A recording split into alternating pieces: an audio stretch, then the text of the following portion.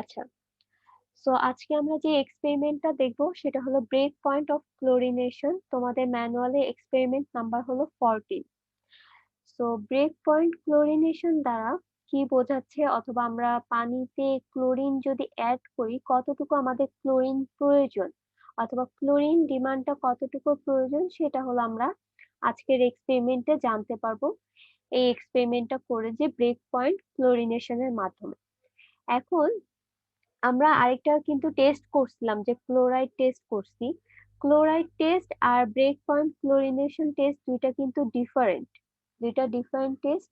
আজকে যে টেস্টটা করতেছি সেটা হলো আমাদের ক্লোরিন ডিমান্ড কতটুকু, অথবা পানিতে কতটুকু ক্লোরিনের প্রয়োজন পড়তে পারে, সেটা হলো আমরা মেইনলি ক্যালকুলেট করব। এখন পানিতে ক্লোরিনের প্রয়োজনটা কেন পড়বে? আমরা নর্মালি তোমাদের থিওরিতে যেটা পড়াচ্ছি, ওয়াটার ট্রিটমেন্ট প্রসেস এবং মেথডটা পড়াচ্ছি। আমি একটু ওপেন করে নিই, এক সেকেন্ড।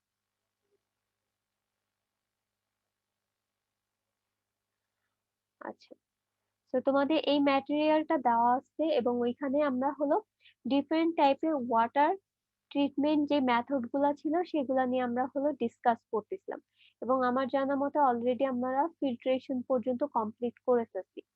এর পরের একটা স্টেপ আছে, সেটা হলো ডিসইনফেকশন। এবং ডিসইনফেকশন কি সেটাও কিন্তু আমি তোমাদের ল্যাবে লাইক টার্বিডিটি অথবা টিডিএস টেস্ট আমরা যখন করেছিলাম ডিজলভ সলিড, তখন এখানে আমি এই টার্মটা সম্পর্কে বলেছিলাম যে ডিসইনফেকশন। ইভেন আমরা থিওরিতেও আরো ডিটেলসে দেখবো যে হোয়াট ইজ ডিসইনফেকশন এবং ডিসইনফেকশনের কেন প্রয়োজন পড়তেছে। সো আমি যদি থিওরিতে একটু চলে আসি, দেখো ডিসইনফেকশনটা হলো একটা ট্রিটমেন্ট মেথড অথবা প্রসেস, যেই ট্রিটমেন্ট মেথড অথবা প্রসেসের মাধ্যমে আমাদের পানিতে যে মাইক্রো অর্গানিজম গুলো আছে সেগুলা হলো আমরা রিমুভ করে থাকি। দ্যাট মিনস আমরা ফিল্ট্রেশন করে ফেললাম, ফিল্ট্রেশন করার পরে কি আমরা দেখতে পাচ্ছি পানিটা কিন্তু পিওর একটা পানি তুমি দেখতে পাচ্ছ, বাট এটার ভিতর আমাদের হলো ব্যাকটেরিওলজিক্যালি আমাদের পানিটা সেফ কিনা সেটারও কিন্তু চেক করা লাগে। তো ব্যাকটেরিওলজিক্যালি সেটা সেফ কিনা, অথবা আমরা যে ব্যাকটেরিয়া গুলো আছে অথবা মাইক্রো অর্গানিজম সেগুলা কিন্তু খুবই ছোট, স্মল সাইজ, কিন্তু সেগুলা সেগুলা কিন্তু তুমি খালি চোখে দেখতে পাবা না। তো এই যে যে মাইক্রো অর্গানিজম গুলা যদি তোমার পানিতে থেকে যায় তাহলে অনেক টাইপের কিন্তু আমাদের ডিজিজ হওয়ার একটা সম্ভাবনা থাকতে পারে, লাইক কলেরা অথবা এছাড়া আরো অনেক ডিজিজ থাকতে পারে। তো আমাদের মেইন টার্গেট কি থাকবে? পানি থেকে সকল প্রকারের মাইক্রো অর্গানিজম গুলা রিমুভ করা অথবা ফ্রি রাখা। তো এখন এই যে তোমার যে মাইক্রো অর্গানিজম গুলা পানিতে যে আছে এগুলা তোমার কি করতে হবে? কিল করতে হবে। তো এটা তুমি কিভাবে কিল করতে পারো? একটা ট্রিটমেন্ট মেথড যেটাকে আমরা বলতেছি হলো ডিসইনফেকশন। এবং এই ডিসইনফেকশন মেথডের মাধ্যমে আমাদের যে মাইক্রো অর্গানিজম গুলো আছে সেগুলাকে আমরা কিল করে থাকি, লাইক ভাইরাস থাকতে পারে আর ব্যাকটেরিয়া থাকতে পারে, এছাড়া অ্যালগাই থাকতে পারে, প্ল্যাঙ্কটন। তো যা আছে সবগুলো আমরা কিল করব যেই ট্রিটমেন্ট মেথড অথবা প্রসেসে, সেটাকে আমরা বলতেছি হলো ডিসইনফেকশন। এটা অনেক ইম্পর্টেন্ট, একটু ভালো মতো মনে রাখবা। অনেক সময় তোমাদের ভাইবাতে জিজ্ঞেস করা হয় যে হোয়াট ইজ ডিসইনফেকশন। তো এখন এই যে যে মাইক্রো অর্গানিজম গুলা যে কিল করতেছো, তুমি কি কোনো একটা এজেন্ট লাগবে, তার মানে তোমার কিছু রিএজেন্ট অথবা এজেন্ট অ্যাড করা লাগতেছে। সো আমরা ডিসইনফেকশন প্রসেসে যে এজেন্ট গুলা অ্যাড করে থাকি তার ভিতর হলো একটা হলো ক্লোরিন অ্যাড করে থাকি, এছাড়া O3 অথবা ওজোন গ্যাস আমরা অ্যাড করে থাকি। এছাড়া আরো অনেক কিছু দিয়ে আমরা ডিসইনফেক্টেন্ট করতে পারি, বাট ইন জেনারেল আজকে আমরা যেটা দেখব, এই যে যে আমাদের ক্লোরিনটা ইউজ করতেছি, কতটুকু ক্লোরিন আমাদের প্রয়োজন, অথবা পানিতে কতটুকু আমরা ক্লোরিন অ্যাড করব ডিসইনফেক্ট করার জন্য। কারণ তুমি যদি ডোজটা যদি না জানো তাহলে আমাদের কি হবে? ডোজটা যদি না জানো তাহলে আমাদের এক্সিস অ্যামাউন্টের ক্লোরিন তুমি অ্যাড করে ফেলবা, এক্সিস অ্যামাউন্টের ক্লোরিন অ্যাড করতেছো। সো ইন জেনারেল কেস আমরা যখন ক্লোরাইড টেস্টটা করে আসছিলাম আমরা ওইখানে এনভায়রনমেন্টাল সিগনিফিকেন্স থেকে কিন্তু জানছি যে আমাদের ক্লোরিন কোনো হার্মফুল কিছু করে না। হার্মফুল কোনো ডিজিজ প্রডিউস করে না, বাট এটা একটা বিটার তোমার টেস্ট দিচ্ছে। এবং আমার জানা মতে রেঞ্জটা ছিল হলো 150 থেকে 600 মিলিগ্রাম পর্যন্ত হলো আমরা এই ক্লোরাইডের রেঞ্জটা রাখি। আর WHO আমাদেরকে বলছিল হলো 250। তো তুমি যদি এক্সিস অ্যামাউন্টের ক্লোরিন অ্যাড করে ফেলো পানিতে, তাহলে একটা বিটার টেস্ট দিচ্ছে। সো দ্যাটস ওয়াই আমাদের জানতে হবে যে পানিতে কতটুকু অ্যামাউন্টের ক্লোরিন অ্যাড করলে আমাদের ফুললি মাইক্রো অর্গানিজমগুলো রিমুভ হয়ে যাচ্ছে এবং ভালো মতো আমাদের ট্রিটমেন্ট প্রসেসটা হচ্ছে। সো দ্যাটস ওয়াই হলো আমরা ব্রেক পয়েন্ট ক্লোরিনেশন টেস্টটা করব। তাহলে আমরা মোটামুটি বুঝতে পারলাম যে কেন আমাদের ব্রেক পয়েন্ট ক্লোরিনেশনটা এই টেস্টটা করতে হচ্ছে আর ডিসইনফেকশনটা কি জিনিস। তো আমি যদি এখন একটু থিওরিতে তোমাদের চলে আসি, দেখো। আচ্ছা, এখানে আমরা মেইনলি কি বললাম, ডিসইনফেক্টেন্ট যে প্রসেসটা আছে সেখানে আমরা হলো ক্লোরিনটা ইউজ করে থাকি ওয়াইডলি। ম্যাম হচ্ছে না, কথা শুনতে পাচ্ছ না? আস্তে আসছিল মনে হয়। এখন শোনা যাচ্ছে? হ্যাঁ হ্যাঁ, এখন শোনা যাচ্ছে। আচ্ছা, সো আমি যেটা বলতেছিলাম যে আমাদের ডিসইনফেকশন যে প্রসেসটা আছে ইন জেনারেল কেসে আমরা ক্লোরিনটা ওয়াইডলি ইউজ করে থাকি। বাট এই যে ক্লোরিনটা আছে এটার কিছু আবার অ্যাডভার্স ইফেক্ট আমাদের থেকে যাচ্ছে। সো অ্যাডভার্স ইফেক্টটা কি হচ্ছে, আমাদের প্রিভিয়াস ইয়ারে দেখা যাচ্ছে ক্লোরিনেশন যে প্রসেসটা হচ্ছে সেই প্রসেসে আমাদের একটা প্রোডাক্ট তৈরি হচ্ছে, যে প্রোডাক্টটাকে আমরা বলতেছি হলো ট্রাইহ্যালোমিথেন। তো আমি যখন ক্লোরিনেশন করতেছি, ক্লোরিনেশন প্রসেসে আমাদের ট্রাইহ্যালোমিথেন নামে একটা কম্পাউন্ড তৈরি হচ্ছে। এবং এই যে কম্পাউন্ড, এই কম্পাউন্ড থেকে আমরা সাসপেক্ট করতেছি যে আমাদের হিউম্যান সার্কিনোজেন্সের যে একটা কম্পাউন্ড আছে অথবা একটা জিন প্রডিউস হতে পারে যেটা কিনা আমাদের ক্যান্সার তৈরি করতে পারে। সো ক্যান্সারের জিন কন্টেইন করে এরকম একটা প্রোডাক্ট অথবা একটা কম্পাউন্ড হলো ট্রাইহ্যালোমিথেন। সো এই কারণে এটা হলো একটা অ্যাডভার্স ইফেক্ট থাকতেছে, লাইক হলো আমাদের টেস্টটা বিটার দিচ্ছে, আবার অনেক সময় অডর প্রডিউস করতেছে। এছাড়া আমরা দেখলাম যে আমাদের ক্যান্সারও প্রডিউস করতে পারে। সো আমরা এই কারণে আমাদের যে ক্লোরিনেশনটা করতেছি ডিসইনফেকশনে, সেটার অল্টারনেট হিসেবে আমরা ইউজ করতেছি হলো chlorine dioxide or ozone gas. এবং এই দুইটা ইউজ করার ফলে দেখা যাচ্ছে আমাদের তেমন কোনো পার্টিকুলার প্রবলেম আমরা ফেস করতেছি না। বাট এর আগে আমরা যে ক্লোরিনেশনটা করতাম সেখানে আমরা কিছু অ্যাডভার্স প্রবলেম দেখতে পাচ্ছিলাম। সো ফার্দার আমরা মডিফাই করে আমরা ক্লোরিন ডাইঅক্সাইড আর ওজনে চলে আসলাম। এখন আমরা যদি থিওরিতে চলে আসি, দেখো তোমাদের থিওরিতে কি বলছে, আমাদের এই যে ডিসইনফেক্টেন্টটা আমরা যে করব ওয়াটারটাকে, তাহলে আমরা কি দিয়ে ডিসইনফেক্টেন্ট করতেছি, ক্লোরিন ইউজ করতেছি। এখন এই যে তুমি পানিতে যে ক্লোরিনটা ইউজ করতেছো সেটা কয়েকটা ফ্যাক্টরের উপর ডিপেন্ড করতেছে অথবা কিছু ফ্যাক্টর ইম্পর্টেন্ট রোল প্লে করতেছে এই ডিসইনফেক্টেন্ট প্রসেসে। তাহলে ফ্যাক্টরগুলো কি কি তুমি দেখো, pH, temperature, organic content of water, এছাড়া আরো আদার্স কোয়ালিটি থাকতে পারে। এখন পিএইচটা কেন ইম্পর্টেন্ট সেটা আমরা একটু পরে বলতেছি, আর টেম্পারেচারের ইফেক্টটাও তোমরা একটু পরে জানতে পারবা। এরপরে দেখো আছে অর্গানিক কন্টেন্ট। অর্গানিক কন্টেন্ট যদি তোমার বেশি থাকে তাহলে আমাদের কি মাইক্রো অর্গানিজমে বেশি থাকার একটা সম্ভাবনা থাকতেছে। সো দ্যাটস ওয়াই আমাদের ক্লোরিন ডিমান্ড যেটা আছে অথবা কতটুকু ক্লোরিনের প্রয়োজন সেটাও কিন্তু চেঞ্জ হয়ে যাচ্ছে।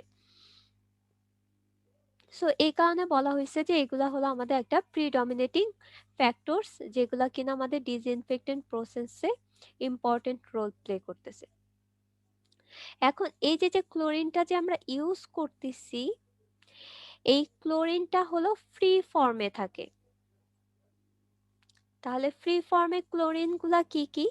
আমাদের হলো ক্লোরিন গ্যাস আকারে থাকতে পারে, হাইপোক্লোরাইডস আকারে থাকতে পারে। এছাড়া হলো আমাদের হাইপোক্লোরাইডস আয়ন আকারে থাকতে পারে, তার মানে হলো OCl। এই তিনটা ফর্মে হলো আমাদের থাকতে পারে। তো এই তিনটা ফর্মকে আমরা বলতেছি হলো ফ্রি ক্লোরিন। তাহলে আমরা যখন ডিসইনফেক্টেন্ট প্রসেসটা করতেছি অথবা ডিসইনফেকশন করতেছি, আমাদের যে ক্লোরিনটা আছে সেই ক্লোরিন তিনটা ফর্মে থাকতে পারে।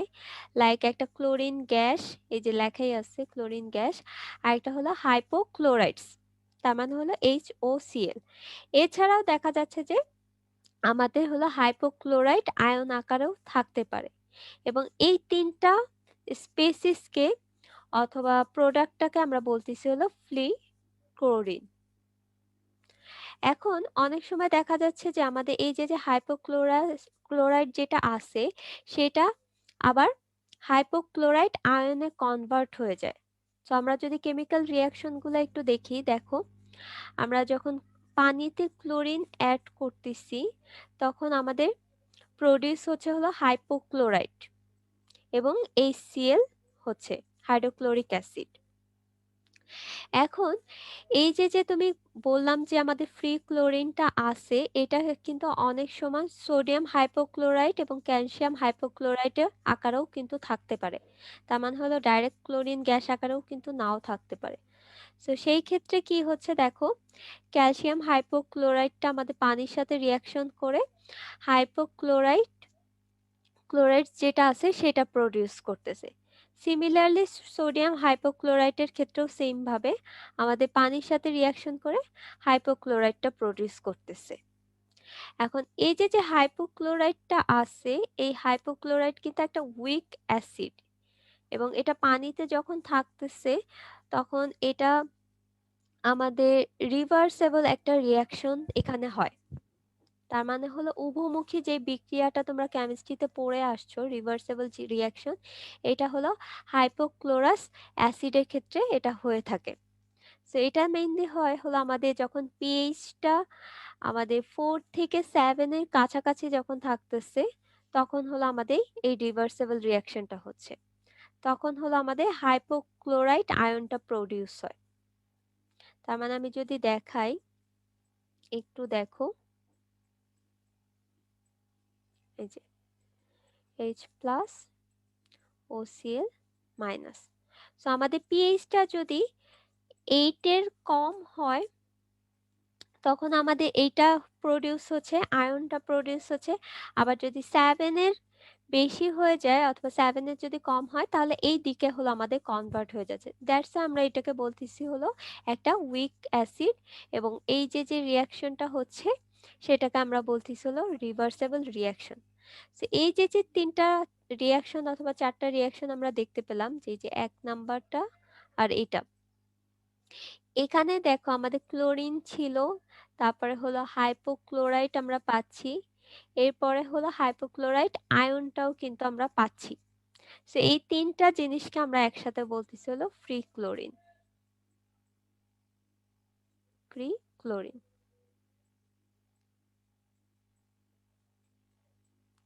এবং এটা কিন্তু পিএইচ ডিপেন্ডেন্ট। কেন পিএইচ ডিপেন্ডেন্ট সেটা যদি আমরা দেখি, আমি একটু রিমুভ করে দিই এই জিনিসগুলা।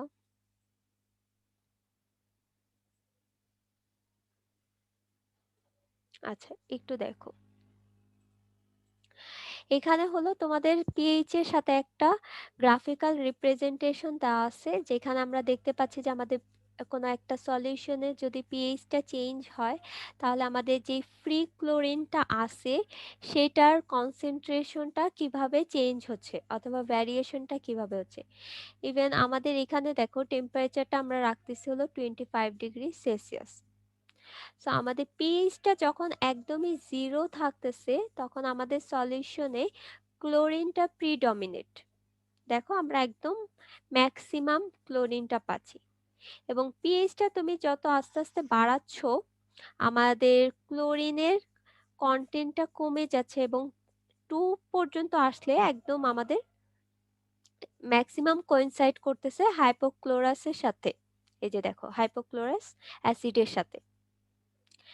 তার মানে হলো পিএইচ বাড়ার সাথে সাথে হলো আমাদের ক্লোরিন গ্যাসের কনটেন্টটা কমে যাচ্ছে। সিমিলারলি দেখো, আমাদের পিএইচ যখন বাড়তেছে আস্তে আস্তে হলো আমাদের HOCl এর অ্যামাউন্টটাও কিন্তু বেড়ে যাচ্ছে। তার মানে হলো হাইপোক্লোরাস যে অ্যাসিডটা আছে সেটার কন্টেন্টও বাড়তেছে, এবং একটা সার্টেন রেঞ্জে যে কিন্তু তুমি ম্যাক্সিমাম ভ্যালুটা পাচ্ছ, এবং সেই রেঞ্জটা হলো 3 থেকে 6।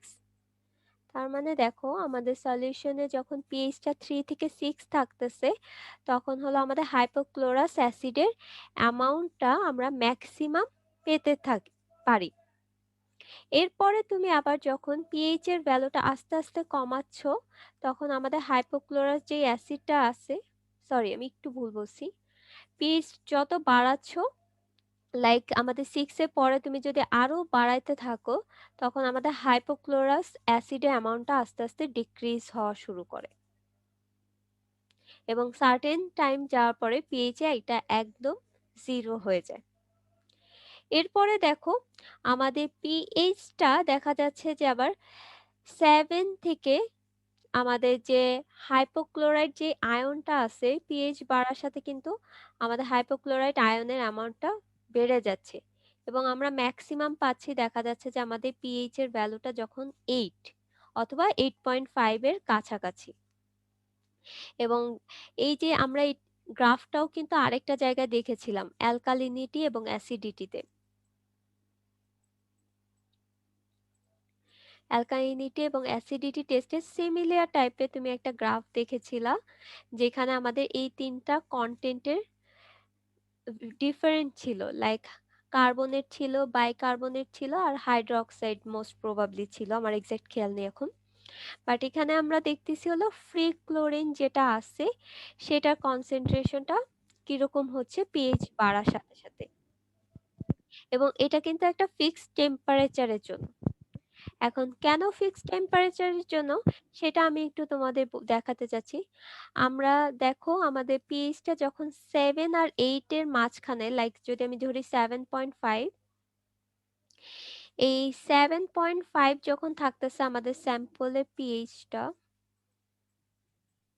তখন আমাদের কি হচ্ছে, আমাদের সলিউশনে আমাদের যতটুকু হাইপোক্লোরাস অ্যাসিড আছে ঠিক ততটুকু অ্যামাউন্টের কিন্তু হাইপোক্লোরাইট আয়নও আছে। তার মানে এটা কিন্তু একদম 50%। এটাও যতটুকু আমাদের, এটাও ঠিক ততটুকু আছে। বাট তুমি যদি পিএইচটা টেম্পারেচারটা চেঞ্জ করে যদি লাইক অনেক বাড়ায় দাও, লাইক 35 করে দাও অথবা 40 করে দাও, তাহলে কি হবে, আমাদের পিএইচটা বাড়ার সাথে সাথে এটা আরো আগেই কমা শুরু করে দিবে, লাইক এরকম হয়ে যাবে, এরকম হয়ে যাবে।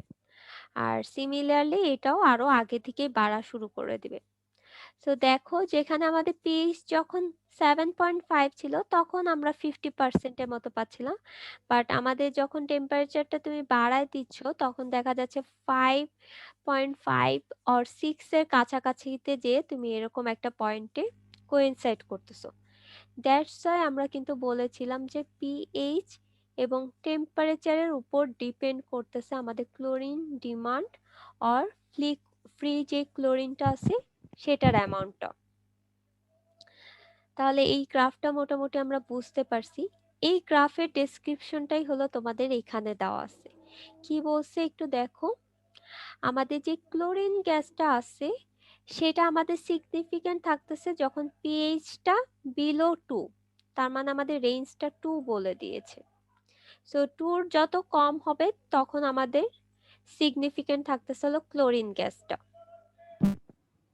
এরপরে বলছে যে দেখো, আমাদের যে হাইপোক্লোরাস যে অ্যাসিডটা আছে সেটা প্রিডমিনেন্ট থাকতেছে হলো আমাদের 3 থেকে 6 পিএইচ এর ভিতর।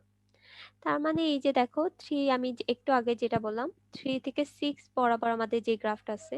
আচ্ছা, আমি এগুলো একটু রিমুভ করে দিই। আচ্ছা দেখো, এটা ছিল আমাদের 2 পর্যন্ত। 3 থেকে 6 বরাবর হলো আমাদের হাইপোক্লোরাস যে অ্যাসিডটা আছে সেটা হলো আমাদের সিগনিফিকেন্ট থাকতেছে, এবং বিটুইন 6 to 9 আমাদের যে হাইপোক্লোরাস যে অ্যাসিডটা আছে সেটা আমাদের ডিক্রিজ হয়ে যাচ্ছে। তার মানে দেখো, এই যে 6 থেকে 9 যে একদম জিরোর কাছাকাছি হয়ে যাচ্ছে। আর এটা হলো পার্সেন্টেজ অফ ফ্রি ক্লোরিন, কোনটা কতটুকু আছে। এরপরে দেখো আমাদের যখন পিএইচটা 6.5 থেকে 8.5 এ যাচ্ছে, তখন হলো আমাদের বোথ হাইপোক্লোরাস অ্যাসিড এবং হাইপোক্লোরাইট যে আয়নটা আছে সেটা আমাদের প্রেজেন্ট থাকতেছে। তার মানে এই যে 6.5 থেকে আমাদের 8.5 এর ভিতর আমাদের একটা সলিউশনে HOCl ও থাকতেছে, আবার OCl মাইনাসটাও থাকতেছে আয়নটা।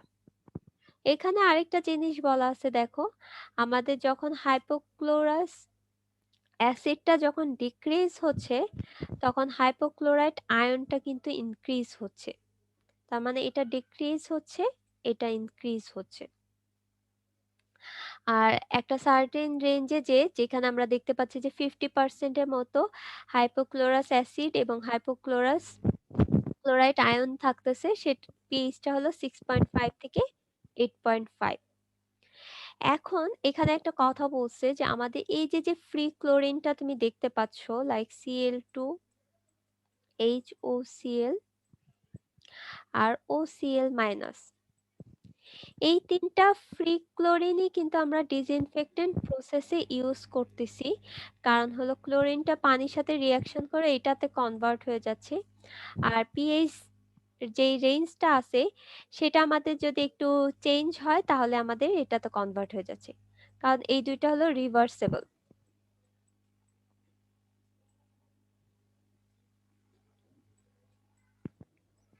রিভার্স প্রসেসে হচ্ছে। বাট দেখা গেছে আমাদের যে হাইপোক্লোরাস যে অ্যাসিডটা আছে, এই যে এটা এটা হলো মোর জার্মিসাইডাল।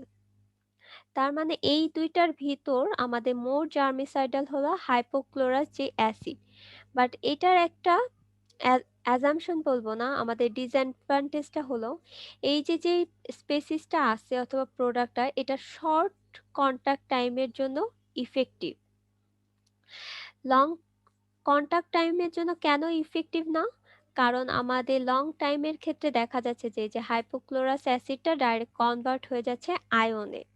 সো আমি যদি শর্ট কন্টাক্ট পিরিয়ডে আমি যদি ডিসইনফেক্টেন্ট করতে চাই, তাহলে আমাদের হাইপোক্লোরাস অ্যাসিডটা হলো মোর ইউজফুল। বাট লং কন্টাক্ট পিরিয়ডে কিন্তু এটা ওরকম ভাবে কাজ করবে না, কারণ হলো ডাইরেক্ট এটা কনভার্ট হয়ে যাচ্ছে আয়নে। আর এছাড়া আরেকটা জিনিস বললাম যেটা হলো এটা টেম্পারেচার ডিপেন্ডেন্ট, কারণ হলো আমরা এই গ্রাফটা কিন্তু অনলি অ্যাপ্লিকেবল 25°C জন্য। বাট তুমি যখন এই টেম্পারেচার চেঞ্জ করে দিবা, দেখা যাচ্ছে আমি এখানে একটু আগে বললাম যে 3 থেকে 6 পর্যন্ত প্রিডমিনেন্ট, তখন দেখা যাচ্ছে এই রেঞ্জটা আরো কমে আসবে। রেঞ্জটা কমে লাইক 3 থেকে 5 হতে পারে, অথবা 2.5 থেকে 5.5 হতে পারে এরকম। তার মানে গ্রাফের শেপটা কিন্তু চেঞ্জ হয়ে যাবে। সো গ্রাফের শেপটা যখনই চেঞ্জ হয়ে যাবে, তখন এই যে কোইনসাইড যে করতেছে যে পয়েন্টটাতে অথবা যে পিএইচে, সেটার ভ্যালুটাও চেঞ্জ হয়ে যাবে। সো এই কারণে এটাই বলা হয়েছে যে দেখো, the effect of temperature is such that at given pH the fraction of hypochlorous acid will be lower at higher temperature। তার মানে আমরা বলতে চাচ্ছি যে আমাদের যদি হায়ার টেম্পারেচার হয় লাইক 40 or 50°C, তাহলে আমাদের এই যে হাইপোক্লোরাস অ্যাসিডটা যেটা আছে সেটার ইফেক্টটা অনেক কমে যাবে, ফ্র্যাকশনটা কমে যাবে, এইদিকে চলে আসবে। তো এই কারণে বলা হয়েছে যে এটা কিন্তু আমাদের টেম্পারেচার এবং পিএইচ ডিপেন্ডেন্ট। আবার অনেক সময় দেখো আমাদের এই যে ক্লোরিনটা যে রিয়াকশন হচ্ছে পানির সাথে, এই ক্লোরিন রিয়াকশন হওয়ার জন্য কিন্তু আমার পানির একটা সার্টেন পিএইচ মেনটেন করতে হবে, লাইক পিএইচটা 4.5 or 5। সো পিএইচটা যদি 4.5 or 5 এর মতো যদি না হয়, অথবা 5 এর বেশি যদি হয়ে যায়, তাহলে কিন্তু এই রিয়াকশনই হবে না। তো এই রিয়াকশনটা অকার করানোর জন্য আমাদের স্যাম্পল ওয়াটারের পিএইচটা কিন্তু মেনটেন রাখতে হবে। সো দ্যাটস ওয়াই আমাদেরকে বলেছিল যে ক্লোরিনের যে ডিমান্ডটা আছে সেটা কিন্তু পিএইচ এবং টেম্পারেচার ডিপেন্ডেন্ট।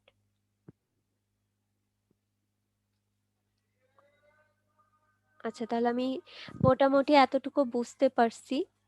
সো এখন আমি চলে আসি আমাদের এই যে ক্লোরিনটা যে আছে অথবা যে ক্লোরিনটা আছে সেটা কিভাবে কাজ করতেছে? তার মানে হলো ওয়ার্কিং প্রিন্সিপালটা কি হচ্ছে? অর কেমিক্যাল রিঅ্যাকশনটা কি হচ্ছে? সো তোমার যে ওয়াটারটা আছে এই ওয়াটারটা কি আমাদের ইমপিউরিটিস কন্টেইন করতেছে। সো এই ইমপিউরিটিস এর সাথে আমাদের ক্লোরিনটা কিভাবে রিঅ্যাকশন করতেছে সেটা হলো আমরা দেখব। সো অনেক সময় দেখা যাচ্ছে যে আমাদের ইমপিউরিটিস এর ভিতর মানে ইমপিউর যে ওয়াটারটা আছে সেটার ভিতর আমাদের অ্যামোনিয়া থাকতে পারে। সে অ্যামোনিয়ার সাথে আমাদের ফ্রি ক্লোরিন যেটা আছে লাইক হাইপোক্লোরাস অ্যাসিড সেটা রিঅ্যাকশন করবে এবং রিঅ্যাকশন করে আমাদের কি প্রডিউস করতেছে? মোনোক্লোরামিন। তাহলে দেখো এই যে অ্যামোনিয়া ফ্রি ক্লোরিন রিঅ্যাকশন করতেছে করে আমাদের মোনোক্লোরামিন প্রডিউস করতেছে। এই ক্লোরিনটা একটা হাইড্রোজেনকে সে রিপ্লেস করে দিচ্ছে। রিপ্লেস করে তাহলে কি হচ্ছে? NH2Cl আর পানি প্রডিউস হচ্ছে। বাট এই রিঅ্যাকশনটা যখন হবে তখন আমাদের পিএইচ এর ভ্যালুটা অবভিয়াসলি 4.5 থেকে 8 হতে হবে কিন্তু। এরপরে দেখা যাচ্ছে আমাদের এই যে মনোক্লোরামিন যেটা প্রডিউস হচ্ছে সেটার সাথে আবার হলো ফ্রি ক্লোরিন রিঅ্যাকশন করবে। রিঅ্যাকশন করে আমাদের ডাইক্লোরামিন প্রডিউস করবে এবং এখানেও সেম ভাবে আমাদের পিএইচটা দেখা যাচ্ছে সলিউশনে রাখতে হবে যে 4.5 থেকে 8 এর ভিতর। আবার এখানে যে ডাইক্লোরামিনটা আছে সিমিলার ভাবে আবার একটা আমাদের যে হাইড্রোজেন আছে সেই হাইড্রোজেনকে রিপ্লেস করে দিবে, এখানে একটা প্লাস সাইন হবে। তাহলে রিঅ্যাকশন করে আমাদের যেই কম্পাউন্ডটা তৈরি হচ্ছে সেটা হলো ট্রাইক্লোরামিন অর নাইট্রোজেন ক্লোরাইড। বাট এখানে পিএইচটা অবভিয়াসলি আমাদের 4.5 এর কম হতে হবে। তাহলে দেখো আমরা মোটামুটি তিনটা রিঅ্যাকশন দেখতে পেলাম যদি আমাদের ওয়াটারের ভিতর অ্যামোনিয়া প্রেজেন্ট থাকে এবং একটা সার্টেন পিএইচ আমাদের মেনটেন করলে এই রিঅ্যাকশনগুলো কমপ্লিট হবে। এই যে তুমি অ্যামোনিয়ার সাথে যে রিঅ্যাকশনগুলো হলো যে কম্পাউন্ডগুলো পেলা এটাকে বলা হয় হলো কম্বাইন্ড ক্লোরাইড এবং এই যে তিনটা স্পেসিস এই তিনটা স্পেসিসকে একসাথে আমরা বলতেছি হলো কম্বাইন্ড ক্লোরাইড। তাহলে অ্যামোনিয়া আমাদের ফ্রি ক্লোরিনের সাথে রিঅ্যাকশন করে যে প্রোডাক্টগুলা তৈরি করতেছে সেগুলাকে আমরা বলতেছি হলো কম্বাইন্ড ক্লোরাইন এবং ক্লোরামিন গুলা হলো তিনটা স্পেসিসে কনসিস্ট হচ্ছে, একটা মনোক্লোরামিন, ডাইক্লোরামিন এবং ট্রাইক্লোরামিন। এই তিনটাকে আমরা বলতেছি হলো কম্বাইন্ড ক্লোরিন। তাহলে আমরা দুইটা টার্ম শিখলাম, একটা কম্বাইন্ড ক্লোরিন শিখলাম আর একটা ফ্রি ক্লোরিন শিখলাম। এখন দেখো এখানে আমাদেরও আরেকটা জিনিস বলছে, আমাদের এই যে কম্বাইন্ড ক্লোরাইন যে প্রডিউস হচ্ছে অথবা যে ফর্ম হচ্ছে সেটা যে শুধুমাত্র পিএইচ এর সাথে ডিপেন্ডেন্ট এমন না, আরো কিছু ফ্যাক্টর আছে লাইক টেম্পারেচার, অ্যালকালিনিটি, তারপর হলো তুমি কতটুকু ক্লোরিন ডোজ দিচ্ছ সেটার উপরও। কারণ তোমার ক্লোরিন ডোজের উপর ডিপেন্ড করতেছে হলো ফ্রি ক্লোরিনের অ্যামাউন্টটা।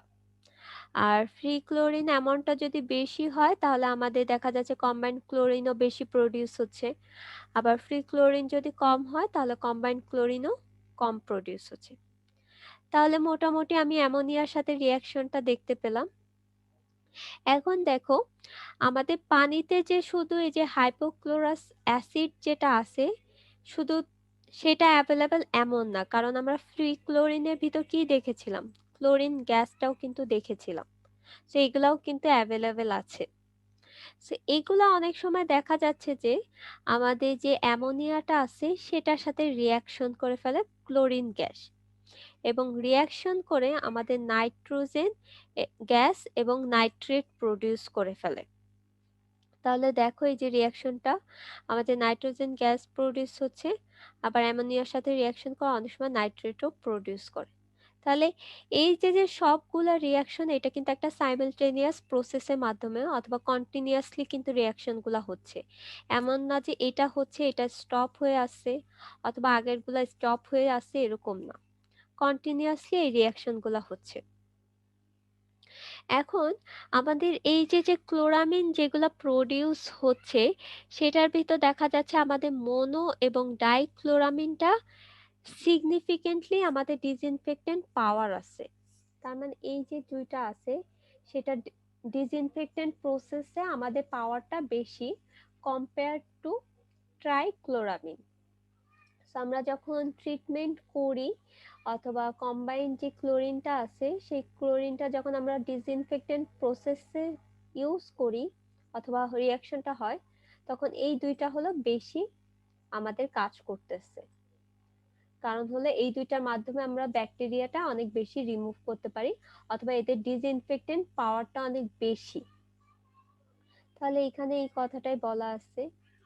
এখন তোমার এই যে ইমপিউরিটিস যেটা পানিতে শুধু যে অ্যামোনিয়া থাকবে এমন না, এছাড়া কিন্তু আরো অনেক আদার ইমপিউরিটিসও থাকতে পারে। সো এই যে ইমপিউরিটিস গুলো আছে এই ইমপিউরিটিস গুলা কি কি হতে পারে দেখো, আমাদের ফেরাস হতে পারে, ম্যাঙ্গানাস হতে পারে, নাইট্রাইট হতে পারে, হাইড্রোজেন সালফাইড থাকতে পারে এগুলা। এবং এগুলা বিভিন্ন রিডিউসিং এজেন্ট হিসেবে কম্বাইন করে আমাদের ক্লোরিন যেটা আছে সেটার সাথে রিঅ্যাকশন করবে এবং রিঅ্যাকশন করে আমাদের দেখা যাচ্ছে যে অনেক সময় আনওয়ান্টেড ম্যাটেরিয়াল লাইক হলো টেস্ট দিচ্ছে, একটা বিটার টেস্ট দিচ্ছে অথবা একটা অর্ডার প্রডিউস করতেছে। লাইক এখানে একটা এক্সাম্পল আকারে দেওয়া আছে যে দেখো আমাদের ক্লোরিনটা ফেনলের সাথে রিঅ্যাকশন করে আমাদের মোনোফেনল, ডাইফেনল আর ট্রাইফেনল প্রডিউস করতে পারে। এছাড়াও দেখা যাচ্ছে যে আমাদের অনেক সময় যদি হিউমিক কোনো সাবস্টেন্স থাকে ওয়াটারে তাহলে সেক্ষেত্রে আমাদের ট্রাইহ্যালোমিথেনও কিন্তু প্রডিউস হতে পারে, যেটা আমি একদম ফার্স্টে ইন্ট্রোডাকশনেই বলে দিছিলাম যে আমাদের ট্রাইহ্যালোমিথেনটা আমরা কেন অ্যাভয়েড করতেছি। আদারওয়াইজ আমরা ক্লোরিনের সেখানে কিন্তু ট্রাইহ্যালোমিথেনই ইউজ করতে পারতাম, বাট ওইটার অল্টারে আমরা ক্লোরিন ডাইঅক্সাইড ইউজ করতেছি আর ওজোন ইউজ করতেছি। এখন একটু ভালো মতো দেখো, আমাদের ওয়াটারে যদি এই ইমপিউরিটিস গুলা থাকে, ফার্স্টে ক্লোরিন তুমি অ্যাড করলা, অ্যাড করার পর এই ইমপিউরিটিস গুলার সাথে রিঅ্যাকশন করে নিউট্রালাইজ হয়ে যাবে। দেন তারপরে হলো তোমার অ্যামোনিয়ার সাথে রিঅ্যাকশন করবে। রিঅ্যাকশন করার পরে তোমার হলো আমাদের যে প্রোডাক্ট গুলা তৈরি হচ্ছে সেগুলো হলো আমাদের ডিসইনফেক্টেন্ট প্রসেসে হেল্প করবে অথবা মাইক্রো অর্গানিজম কিল করতে হেল্প করবে। এখন তুমি একটা সার্টেন অ্যামাউন্টে বলো। আচ্ছা, সো আমি যেটা বলতেছিলাম যে তুমি ফার্স্টে ক্লোরিনটা অ্যাড করলা, একটা সার্টেন অ্যামাউন্টে ক্লোরিন অ্যাড করলা। সো অ্যাড করার পরে দেখা যাচ্ছে যে এই যে আমাদের অর্গানিক ইমপিউরিটিস গুলার সাথে রিঅ্যাকশন করে ফেলো, আর কোনো অ্যাভেলেবেল ক্লোরিন নেই এই অ্যামোনিয়ার সাথে রিঅ্যাকশন করার জন্য, তাহলে কিন্তু আমাদের ডিসইনফেকশন প্রসেসটা কমপ্লিট হবে না। আমরা যে ডিসইনফেকশন প্রসেসটা করতেছিলাম সেটা কিন্তু কমপ্লিট হচ্ছে না। সো তোমার একটা সার্টেন অ্যামাউন্টে ক্লোরিন অ্যাড করতে হবে, যে ক্লোরিনটা ফার্স্টে আমাদের ইমপিউরিটিস গুলার সাথে রিঅ্যাকশন করে কমপ্লিট করে নিউট্রাল করতেছে, দেন অ্যামোনিয়ার সাথেও রিঅ্যাকশন করে নিউট্রাল করতেছে, তারপরে হলো আমাদের ডিসইনফেক্টর যে প্রসেসটা আছে, যে মাইক্রো অর্গানিজম গুলো আছে সেগুলাকে কিল করতে হবে। তাহলে আমাদের এই যে কতটুকু ডিমান্ড প্রয়োজন সেটা আমাদের জানতে হবে। আদারওয়াইজ তুমি যদি এক্সিস অ্যামাউন্টের ক্লোরিন তুমি অ্যাড করে দাও অথবা অ্যাড করতে থাকো তাহলে কিন্তু আমি বলেই দিলাম যে একটু আগে যে আমাদের একটা বিটার টেস্ট দিবে কিন্তু পানিতে। সো আমাদের মোটামুটি এই কেমিক্যাল রিঅ্যাকশন গুলা জানা প্রয়োজন, যে আমি ক্লোরিনটা যদি অ্যাড করি তাহলে আমাদের কি প্রসেসটা হচ্ছে অথবা কি কেমিক্যাল রিঅ্যাকশনটা হচ্ছে। ব্রেক পয়েন্ট ক্লোরিনেশন, এটা হলো বোঝার জন্য এখানে একটা গ্রাফ দেওয়া আছে দেখো, এই গ্রাফটা যদি আমরা বুঝতে পারি তাহলে আমাদের মোটামুটি এই যে ব্রেক পয়েন্ট ক্লোরিনেশন কি বোঝাচ্ছে সেটা আমরা আইডিয়া হয়ে যাবে। এখানে দেখো আমাদের এক্স এক্সিস বরাবর হলো আমাদের ক্লোরিন ডোজ আছে, আর ওয়াই এক্সিস বরাবর হলো আমাদের ক্লোরিন রেসিডুয়াল আছে। সো তুমি যখন ক্লোরিন ডোজ অ্যাড করতেছো, ফার্স্টে আমাদের কি করবে, এই যে রিয়াকশন করবে ইমপিউরিটিস এর সাথে, লাইক আয়রনের সাথে রিয়াকশন করবে, হাইড্রোজেন সালফাইডের সাথে রিয়াকশন করবে, অথবা ম্যাঙ্গানিজের সাথে রিয়াকশন করবে। রিয়াকশন করার পরে আমাদের বাকি যতটুকু ক্লোরিন থেকে যাচ্ছে সেই অ্যামাউন্টের ক্লোরিনটাকে আমরা বলতেছি হলো ক্লোরিন রেসিডুয়াল। তোমাদের ম্যানুয়ালে এখানে হলো দেখো এই রেড আমি যে লাইনটা টেনে দিছি এটা কিন্তু দেওয়া নেই। এখন এই রেড লাইনটা কি ইন্ডিকেট করতেছে সেটা আমি বলতেছি। সো আমি ক্লোরিন রেসিডুয়ালটা বুঝতে পারলাম, যেটা আমাদের ওয়াই অ্যাক্সিস বরাবর থাকতেছে, আর এক্স অ্যাক্সিস বরাবর থাকতেছে হলো আমাদের ক্লোরিন ডোজ। এখন তোমার পানিতে যদি কোনো প্রকারের আমাদের ইমপিউরিটিস যদি না থাকে, এই যে এই ইমপিউরিটিসও নেই এবং কোনো প্রকারে অ্যামোনিয়াও নেই, না থাকলে কি হবে, তুমি যতটুকু ক্লোরিন অ্যাড করবা, ধরে নাও যে তুমি 100 মিলিগ্রাম ক্লোরিন অ্যাড করছো, milligram per litre chlorine add করছো, তাহলে কোনো প্রকারের এখানে রিয়াকশন যদি কমপ্লিট না হয় তাহলে আমাদের রেসিডুয়াল আকারে অথবা লেফট কতটুকু থাকবে, 100ই তো থাকবে, কারণ এখানে কোনো প্রকারের ইমপিউরিটিস গুলা ক্লোরিনকে অ্যাবসর্ব করেনি অথবা ক্লোরিনের সাথে রিয়াকশন করেনি। সো তুমি যতটুকু দিয়ে দিয়েছিলা ক্লোরিন, ঠিক সেম অ্যামাউন্টেই তোমাকে রেসিডিউ অথবা ব্যাক করতেছে। সো দ্যাটস ওয়াই আমাদের এই যে যে লাইনটা হচ্ছে 45 ডিগ্রি অ্যাঙ্গেলে আমরা একটা স্ট্রেট লাইন যদি ড্র করি, তাহলে সেটাকে থেকে আমরা বুঝতে পারবো যে আমাদের ক্লোরিন ডোজ কতটুকু দিলে আমাদের রেসিডুয়াল ক্লোরিন কতটুকু থাকতেছে। তাহলে তুমি দেখো, আমি যদি এই গ্রাফটা দেখাই, ধরে নাও যে তুমি ক্লোরিন ডোজ 1 মিলিগ্রাম অ্যাড করছো, তাহলে 1 মিলিগ্রাম পর্যন্ত গেলে দেখবা যে এখানে আমাদের এই পয়েন্টটা, আমার লাইনটা হয়তো স্ট্রেট হয়নি বাট এটা 45 ডিগ্রি অ্যাঙ্গেলে ড্র করা হয়।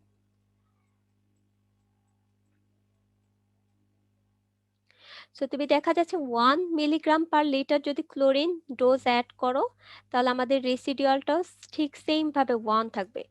সিমিলারলি এরকম যদি 3 পর্যন্ত অ্যাড করো, তাহলে দেখবা যে আমাদের রেসিডিউয়ালটাও 3 থাকতেছে, কারণ এখানে আমাদের কোনো প্রকারের অর্গানিক ইমপিউরিটিস অথবা অ্যামোনিয়ার সাথে রিয়াকশন করেনি। দ্যাটস আমাদের এটা একটা স্ট্রেট লাইনের কার্ভ পাচ্ছি আমরা।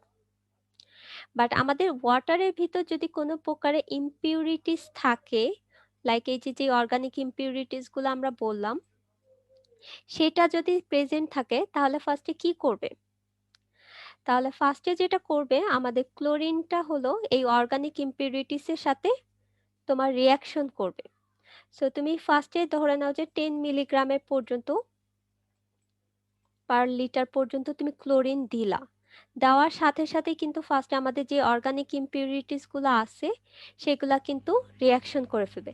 সো সেইখানে কিন্তু আর তুমি কোনো ক্লোরিন রেসিডুয়াল পাচ্ছ না, তুমি যতটুকু দিছো ঠিক ততটুকুই কিন্তু ওটা একদম অ্যাবসর্ব করে নিছে অথবা রিয়াকশন করে নিছে। এই কারণে হলো একটা স্ট্রেট লাইন পর্যন্ত আমরা এক্স এক্সিস বরাবর চলে যাচ্ছি, কারণ এখানে আমরা যাই দিচ্ছি ততটুকু ক্লোরিন কিন্তু তোমার একদম রিয়াকশন হয়ে গেছে। এরপরে তুমি আরো যদি বেশি ডোজ অ্যাড করো, লাইক এখানে 100 দিলা, এরকম 100 মিলিগ্রাম পর্যন্ত অ্যাড করতে থাকলাম। সো অ্যাড করলে কি হবে, আমাদের আস্তে আস্তে কি তুমি ক্লোরিন ডোজটা বাড়াচ্ছ। সো ক্লোরিন ডোজটা বাড়ালে আমাদের এই যে ফার্স্টে ও থেকে এ পয়েন্টে আসছিল, এটা হলো একটা জোন, জোন 1। এবং এখানে কি হচ্ছে দেখো, destruction of chlorine residual by reducing compound, তার মানে আমাদের যে রিডিউসিং কম্পাউন্ড গুলা ছিল সেটা ডিস্ট্রাকশন হচ্ছে, এটাকে আমরা জোন 1 দিছি। দ্যাটস ওয়াই আমাদের এখানে কোনো রেসিডুয়াল ক্লোরিন আমরা পাচ্ছি না। এরপরে আমাদের এ পয়েন্ট থেকে বি পয়েন্টে যেটা আসতেছে সেখানে হলো আমাদের যে অ্যামোনিয়া আছে ইমপিউরিটিস, সেটার সাথে রিয়াকশন করা শুরু করবে। তার মানে হলো তুমি ক্লোরিন ডোজ অ্যাড করতেছো, অ্যামোনিয়ার সাথে রিয়াকশন করে ক্লোরামিন প্রডিউস করতেছে, এবং বাকি যতটুকু থেকে যাচ্ছে সেটাকে আমরা বলবো হলো রেসিডুয়াল ক্লোরিন। তার মানে আস্তে আস্তে কার্ভটা এ থেকে বি পয়েন্টে চলে আসতেছে, ইনক্রিজ হচ্ছে। এরপরে দেখো বি পয়েন্টের পরে আমাদের কার্ভটা কিন্তু আবার ডিক্রিজ হচ্ছে, ডিক্রিজ হয়ে সি পয়েন্টে চলে আসতেছে। এই যে দেখো সি পয়েন্টে চলে আসতেছে। এখন কেন ডিক্রিজ হচ্ছে, আবার কেন আমি বি পয়েন্টটা কিভাবে পাচ্ছি সেটা হলো আমি বলি। বি পয়েন্টে হলো আমাদের যতটুকু ক্লোরামিন ছিল অথবা ক্লোরামিনের যে প্রোডাক্টগুলো সেগুলো সব হলো তৈরি করা হয়ে যাবে। তার মানে হলো আমাদের এই যে যে কম্পাউন্ডগুলো ছিল সবগুলা হলো আমাদের হাইপোক্লোরাস অ্যাসিডের সাথে রিয়াকশন করে ক্লোরামিন প্রডিউস করে ফেলছে। এরপরে তুমি যখন আরো বেশি এক্সিস অ্যামাউন্টে তুমি ক্লোরিনটা অ্যাড করবা, তখন কি আমাদের এই রিয়াকশনটা কিন্তু আর হচ্ছে না। সেখানে আমাদের যে অর্গানিক যেই কম্পাউন্ডগুলো আছে, অর্গানিক যে কম্পাউন্ড সেগুলো হলো অক্সিডাইজ হবে, অক্সিডাইজ হচ্ছে আমাদের এক্সিস ক্লোরিন দ্বারা। সো দ্যাটস ওয়াই দেখো আমাদের এখানে ম্যাম ভয়েস আবার আছে।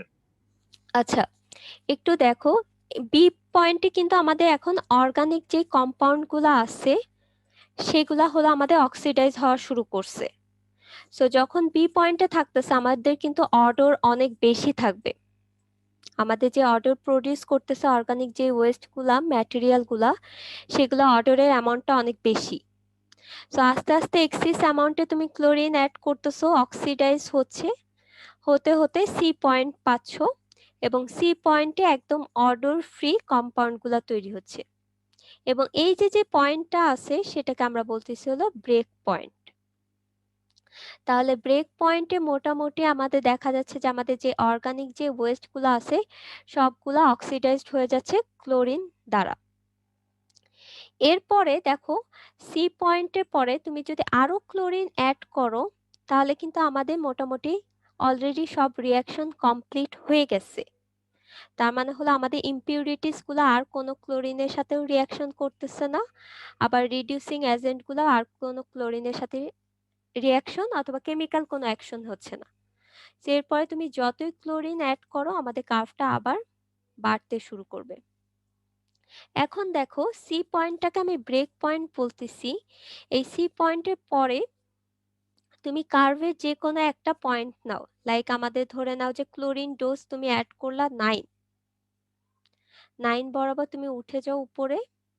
এই যে যে কার্ভটা আছে একটা সার্টেন পয়েন্টে কি ইন্টারসেক্ট করতেছে এবং এই বরাবর যদি তুমি যাও হরিজন্টাল বরাবর, তাহলে দেখো এখানে রেসিডুয়াল ক্লোরিন কত পাচ্ছ 3। তার মানে এটা দ্বারা কি বোঝাচ্ছে, তুমি ক্লোরিন অ্যাড করছিলা 9 আর তোমার রেসিডিউ আছে 3, তাহলে তোমার এখানে ক্লোরিন ডিমান্ড কতটুকু ছিল, কে একজন একটু বলো তো। মানে আমাদের কতটুকু ক্লোরিন এখানে ইউজড হইছে?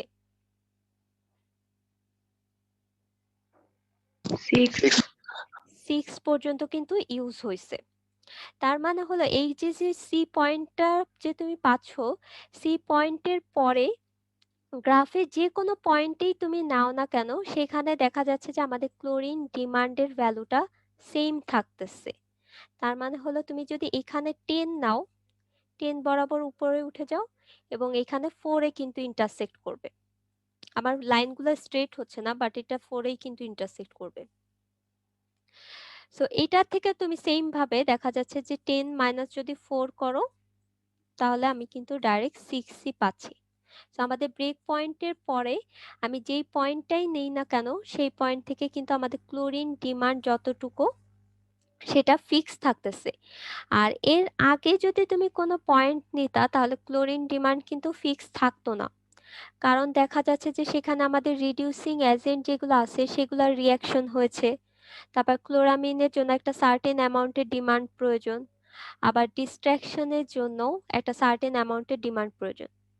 বাট যখন তোমার সব রিয়াকশন কমপ্লিট হয়ে যাবে তখন তুমি যে কোনো পয়েন্ট নাও না কেন এরপরে সবসময় দেখা যাচ্ছে যে আমাদের ক্লোরিন ডিমান্ডটা ফিক্স থেকে যাচ্ছে।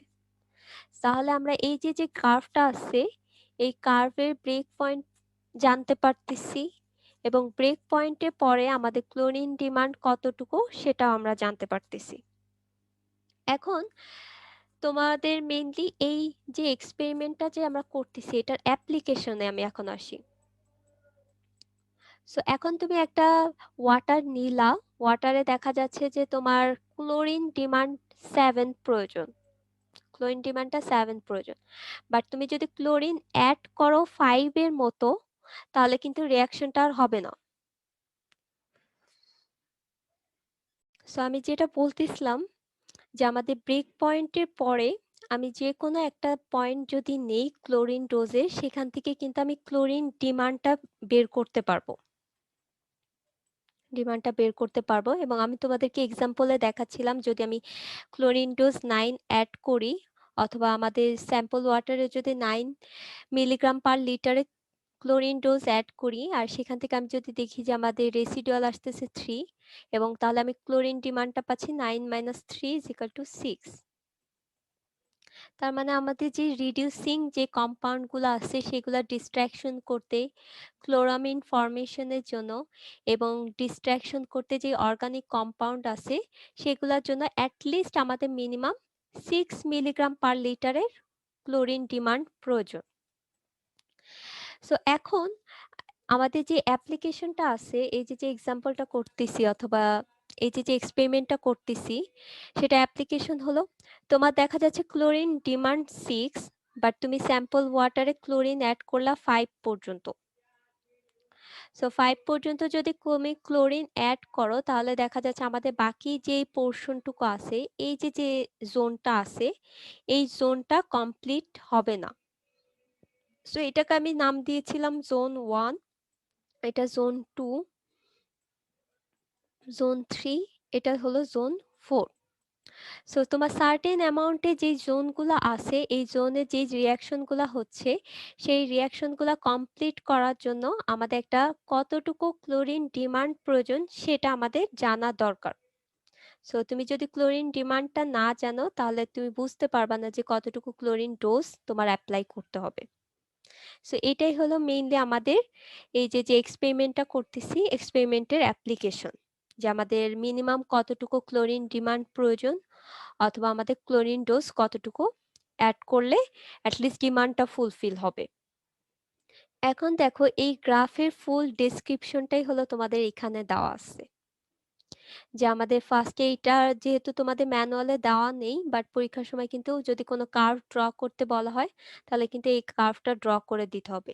এই লাইনটা, এই লাইনটা দ্বারা বোঝাচ্ছে যে আমাদের এখানে কোনো প্রকারের ইমপিউরিটিস নেই, পানিটা একদমই পিওর টাইপের পানি, লাইক হলো আমাদের রিডিউসিং কোনো এজেন্টও নেই, প্লাস কোনো অ্যামোনিয়া নেই। সো দ্যাটস ওয়াই তুমি যতটুকু ক্লোরিন ডোজ দিবা আমাদের রেসিডিউও কিন্তু ঠিক ততটুকুই হবে। আচ্ছা, এখানে আরেকটা জিনিস দেখো, আমাদের ক্লোরিনটা যখন তুমি ক্লোরিন ডোজটা অ্যাড করতেছো তখন আমাদের 0 থেকে কিন্তু এ পয়েন্টে আসছে, এই যে এতটুকু কিন্তু আমাদের ক্লোরিন লাগতেছে, লাইক 1 মিলিগ্রাম পার লিটার লাগতেছে হলো আমাদের রিডিউসিং যে এজেন্ট গুলো আছে, যে কম্পাউন্ড গুলো আছে সেগুলোকে ডিস্ট্রাক্ট করার জন্য অথবা নিউট্রালাইজ করার জন্য। এখন তোমার যদি পানিতে যদি কোনো প্রকার রিডিউসিং যে এজেন্ট গুলো আছে অথবা যে আমরা রিডিউসিং যে কম্পাউন্ড গুলো দেখতে পেলাম like hydrogen sulphide, ferrous, manganese, এগুলা যদি না থাকে তাহলে আমাদের এই পয়েন্টটা কোথা থেকে শুরু হতো, কে একজন একটু বলো তো। সো আমাদের যদি কোনো প্রকার রিডিউসিং এজেন্ট না থাকে তাহলে গ্রাফটা ঠিক এই যে এরকম ভাবে শুরু হবে। আচ্ছা, এখন এখানে জাস্ট একটা টিপিক্যাল তোমাকে গ্রাফটা দেওয়া আছে, এমন না যে অল টাইম আমাদের 1 থেকেই শুরু হবে, আমাদের এছাড়া আরো বেশি ক্লোরিন ডোজ প্রয়োজন হতে পারে যেটা নিউট্রালাইজ করতে অথবা রিডিউসিং এজেন্ট ডিস্ট্রাক্ট করতে আরো বেশি ক্লোরিনের প্রয়োজন, লাইক 2 থেকেও হতে পারে অথবা 2.5 থেকেও হতে পারে। সো যদি আমাদের রিডিউসিং এজেন্ট থাকে তাহলে একটা সার্টেন হরিজন্টাল ডিসটেন্স মেনটেন করে গ্রাফটা শুরু হবে, আর যদি না থাকে তাহলে একদম অরিজিন থেকেই শুরু হবে। তাহলে আমরা মোটামুটি গ্রাফটা বুঝতে পারলাম। এই যে দেখো আমাদের আপ টু এ পয়েন্টে যাচ্ছে কিভাবে, আমাদের রিডিউসিং যে এজেন্ট গুলো আছে ক্লোরিন সেটার সাথে ফার্স্টে রিয়াকশন করতেছে, দ্যাটস আমাদের ও থেকে এ পয়েন্টে যাচ্ছে। এ পয়েন্টে পৌঁছে যাওয়ার পরে আমাদের অ্যামোনিয়ার সাথে রিয়াকশন হয়ে মোনো এবং ডাইক্লোরামিন প্রডিউস করতেছে। এখন এই যে মোনো এবং ডাইক্লোরামিন যে প্রডিউস হচ্ছে এটার জন্য কি লাগতেছে, আমাদের ক্লোরিন লাগতেছে। এখন কতটুকু ক্লোরিন অথবা কত মোলের রেশিওর ক্লোরিন আমাদের প্রয়োজন অথবা তৈরি হচ্ছে সেটা এখানে একটু বলা আছে। দেখো আমাদের 1:1 রেশিও মেনটেন করে কিন্তু এটা প্রডিউস হচ্ছে। লাইক তোমাদের যদি 1 মোলের ক্লোরিন থাকে তাহলে 1 মোলের আমাদের ডাইক্লোরামিন অথবা মোনোক্লোরামিন প্রডিউস হবে। দেন কার্ভটা আমাদের এ থেকে বি পয়েন্টে চলে যাচ্ছে, এই যে এ থেকে বি পয়েন্টে।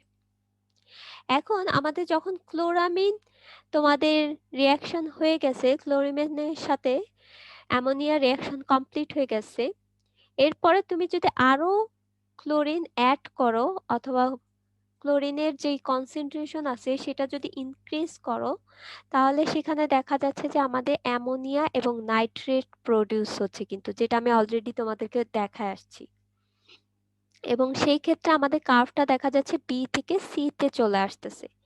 এবং এই যে বি থেকে সি তে আসতেছে সেখানেও কিন্তু একটা মোলারিটি রেশিও মেনটেন করে আসতেছে। লাইক তোমার যদি 1.5 মোলের তুমি যদি ক্লোরিন অ্যাড করো তাহলে সেখানে দেখা যাচ্ছে যে আমার এই যে রিয়াকশনটা হচ্ছে সেটা হবে 1.5:1 রেশিওতে।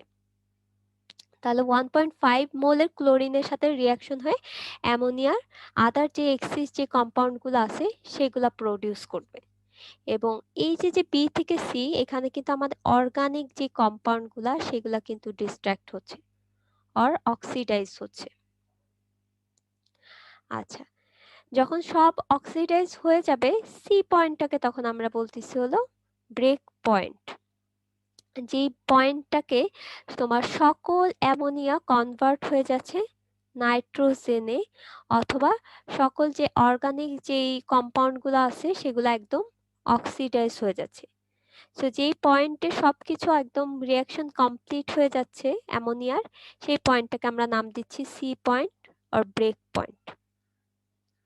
এবং সি পয়েন্টের পরে দেখো তুমি যদি আরো ক্লোরিন অ্যাড করো তাহলে কি হচ্ছে, আমাদের রেসিডুয়াল ক্লোরিন আর হলো ক্লোরিন ডিমান্ড দুইটা কিন্তু একদম কনস্ট্যান্ট থাকতেছে, যে তুমি এরপরে যতই অ্যাড করো না কেন সব কনস্ট্যান্ট থাকতেছে। এবং এক্সাম্পল দিয়ে আমি মাত্র দেখালাম যে তুমি 10-এ অ্যাড করলা ক্লোরিন ডোজ এবং রেসিডুয়াল থাকবে 4, তাহলে সেখান থেকে ক্লোরিন ডিমান্ডটা কনস্ট্যান্ট।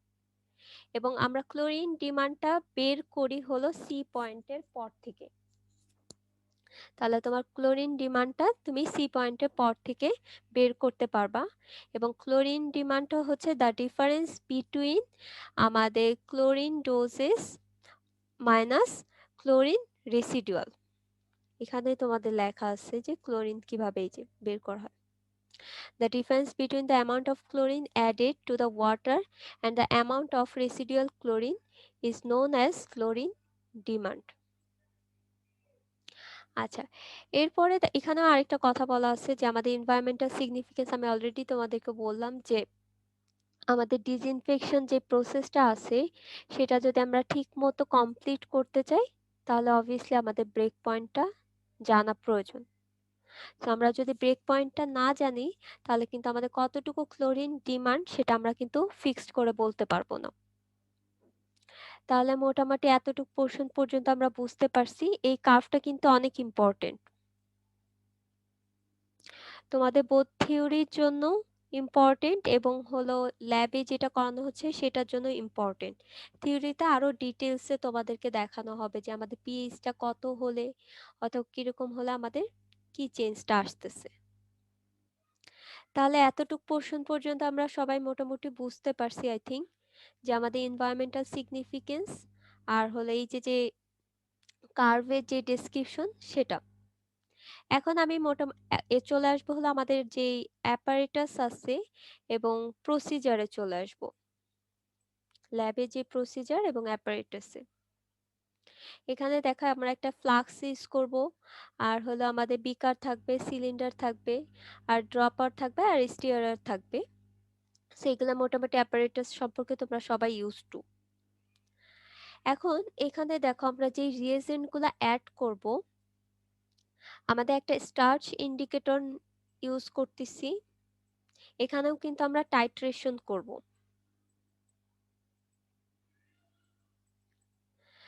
সো টাইট্রেশন আমরা যখন করি, অবভিয়াসলি আমাদের কি একটা ইন্ডিকেটর লাগবে, যে ইন্ডিকেটরের মাধ্যমে আমরা ইন পয়েন্টটা ডিটারমাইন করি। তাহলে এখানে ইন্ডিকেটর হিসেবে তোমরা ইউজ করবা হলো স্টার্চ, আর আমাদের বুরেটে যে সলিউশনটা নিব সেটা হলো সোডিয়াম থায়োসালফেট, যেটা নর্মালিটিটা হলো 0.025। আর এখানে আরো কিছু রিয়েজেন্ট অ্যাড করতেছি, লাইক পটাশিয়াম আয়োডিনের ক্রিস্টাল, আর কনসেন্ট্রেটেড অ্যাসিটিক অ্যাসিড, আর ক্লোরিন ওয়াটার। এখন কনসেন্ট্রেটেড যে অ্যাসিটিক অ্যাসিডটা আছে সেটা হলো আমাদের পিএইচটা মেনটেন করার জন্য আমরা এটা অ্যাড করে থাকি। কারণ তুমি একটু আগেই দেখছো যে আমাদের এই যে রিয়াকশন গুলো আছে সেগুলো কমপ্লিট হওয়ার জন্য একটা পিএইচ কিন্তু মেনটেন করা লাগতেছে। সেই পিএইচটা মেনটেন করার জন্য আমরা হলো অ্যাসিটিক অ্যাসিডটা অ্যাড করতেছি। আর আমাদের যে স্যাম্পল ওয়াটার আছে, স্যাম্পল ওয়াটারে দেখা যাচ্ছে অনেক সময় ক্লোরিন নাও থাকতে পারে। সো এই কারণে আমরা ক্লোরিনেটেড যে ওয়াটারটা আছে সেটা হলো আমরা স্যাম্পল ওয়াটারে অ্যাড করব। সো অ্যাড করে আমি দেখব যে আমার স্যাম্পল ওয়াটারে ক্লোরিন ডিমান্ড কতটুকু। তাহলে আমরা রিয়েজেন্টগুলো বুঝতে পারছি। এখন দেখো এখানে আমি প্রসিজারে আসি, আমরা যখন ল্যাবের ভিডিওটা দেখব তখন আরো ক্লিয়ার হয়ে যাবে। সো তুমি ফার্স্টে একটা ফ্লাক্স নিবা, যে ফ্লাক্সে হলো আমাদের 200 ml এর স্যাম্পল নিতে পারি অথবা 250 ml এর স্যাম্পল নিতে পারি, এবং আমরা এটা হলো 6টা বোতল নিব। তো 6টা বোতল কেন নিব, যদি ইন জেনারেল কেস আমাদের যদি লাইভ টু লাইভ ক্লাস হতো তাহলে দেখো এই যে আমাদের গ্রাফটা আছে, এই গ্রাফ প্লট করার জন্য কি আমাদের ডিফারেন্ট ক্লোরিন ডোজ অ্যাড করা লাগতো। তাহলে আমাদের তোমাদের গ্রুপ ডিভিশন করে দেওয়া আছে, লাইক গ্রুপ 1 একটা সার্টেন অ্যামাউন্টে ক্লোরিন ডোজ অ্যাড করতো, গ্রুপ 2 সার্টেন অ্যামাউন্ট। সো ওইখান থেকে হলো আমরা এরকম একটা গ্রাফ প্লট করতে পারতাম। দ্যাটস ওয়াই আমরা হলো 6টা স্যাম্পল ওয়াটার নিচ্ছি। এখন এই যে ওয়াটারটা তুমি নিলা, অথবা ওয়াটারের যে 6টা বোতল নিচ্ছ ফ্লাস্কে, সেটার ভিতর হলো তোমার ক্লোরিন ওয়াটার তুমি অ্যাড করবা। ক্লোরিন ওয়াটার অ্যাড করার পরে আমরা কিছুক্ষণ শেক করব, এবং শেক করার পর আমরা 30 মিনিটসের মতো রেখে দিব। রেখে দেওয়ার পরে আমাদের যে সলিউশনটা আছে এই সলিউশনটাকে আমরা হলো স্টার্চ আয়োডিন মেথডের মাধ্যমে টাইট্রেশন করব। যে টাইট্রেশন থেকে আমাদের ক্লোরিন কতটুকু প্রয়োজন অথবা ক্লোরিন ডিমান্ডটা কতটুকু প্রয়োজন সেটা আমরা কিন্তু বের করে নিতে পারবো। তাহলে দেখো এখন আমাদের স্টার্চ আয়োডিন মেথডটা কি সেটা যদি আমরা একটু ভালো মতো দেখি। স্টার্চ আয়োডিন মেথড এই কারণে বলা হচ্ছে, দেখো আমরা এখানে কিন্তু স্টার্চ অ্যাড করতেছি ইন্ডিকেটর হিসেবে, আর এখানে আরেকটা রিয়েজেন্ট অ্যাড করেছিলাম সেটা হলো potassium iodine crystal. So potassium আয়োডিনের যে ক্রিস্টালটা আছে সেটা কি রিয়াকশন দিচ্ছে সেটা একটু দেখো। সো পটাশিয়াম আয়োডাইড যখন তুমি পানিতে ঢালতেছো তখন আমাদের পানির ভিতর কি ক্লোরিন ছিল, কারণ হলো এই যে তুমি ক্লোরিন ওয়াটার কিন্তু অ্যাড করছো। সেই পটাশিয়াম আয়োডাইডটা কি ভেঙে যাবে, ভেঙে ক্লোরিনের সাথে রিয়াকশন করবে আয়োডিনটা।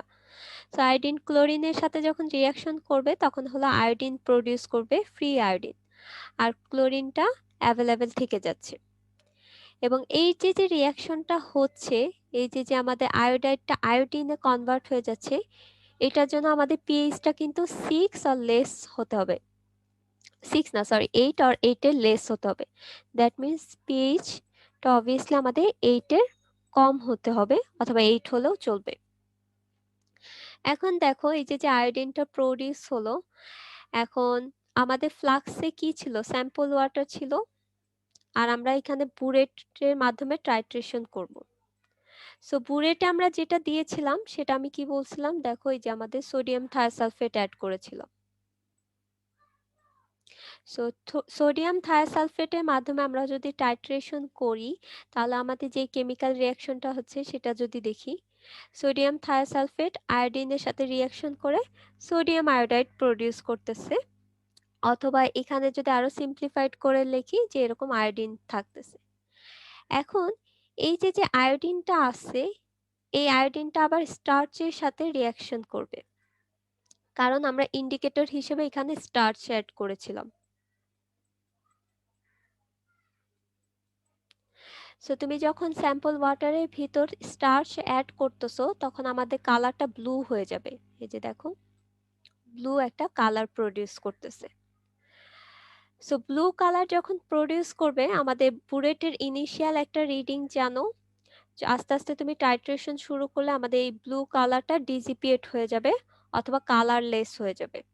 সো ফাইনাল একটা রিডিং জানবা। সো এই দুইটা ডিফারেন্স থেকে তুমি বুঝতে পারবা যে আমাদের কতটুকু সোডিয়াম থায়োসালফাইডের প্রয়োজন পড়েছিল এই রিয়াকশনটা কমপ্লিট হওয়ার জন্য। ওই অ্যামাউন্টটাকে আমরা বলতেছি হলো আমাদের এই যে যে ক্লোরিনটা আছে, ক্লোরিনটাকে সে নিউট্রালাইজ করে দিচ্ছে। তাহলে দেখো এই যে আমাদের এখন যদি রেসিডুয়াল ক্লোরিন কতটুকু প্রয়োজন, এটা ক্যালকুলেশনে যদি চলে আসি, একদম আগের ক্যালকুলেশন, ইনিশিয়াল বুরেটের রিডিং জানো,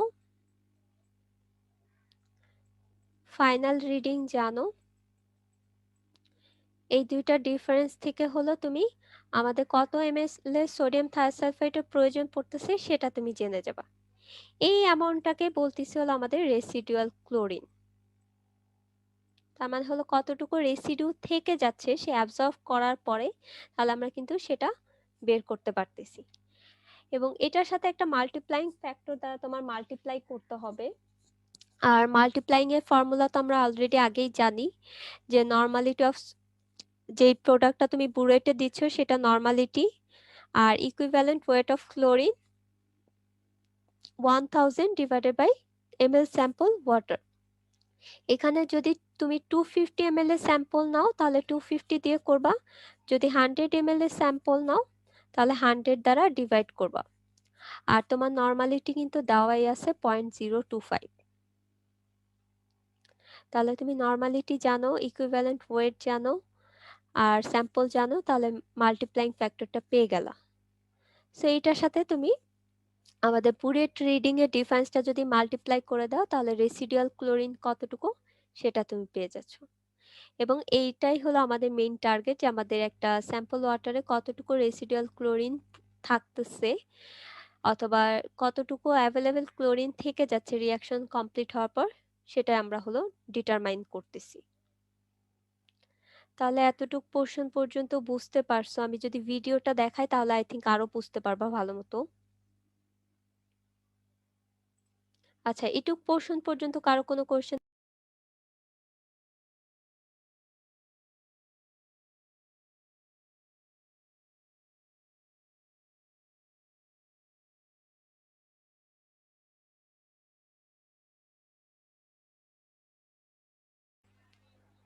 আচ্ছা, এখানে যেটা আমরা করতেছি আমাদের হলো 100 ml এর স্যাম্পলটা নিয়ে কাজ করব। সো আমাদের বিকারিং যে সিলিন্ডারটা আছে সেটাতে হলো আমরা 100 ml স্যাম্পলটা ফার্স্টে মেজার করে নিব। তো ফার্স্টে দেখো আমরা মেজার করে নিচ্ছি। তো তোমাদের স্যাম্পলের অ্যামাউন্ট কিন্তু 100 ml।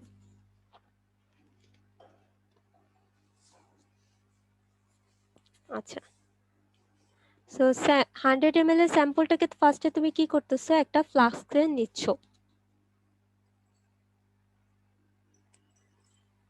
তো দেখো ফ্লাস্কে আমরা নিয়ে নিলাম।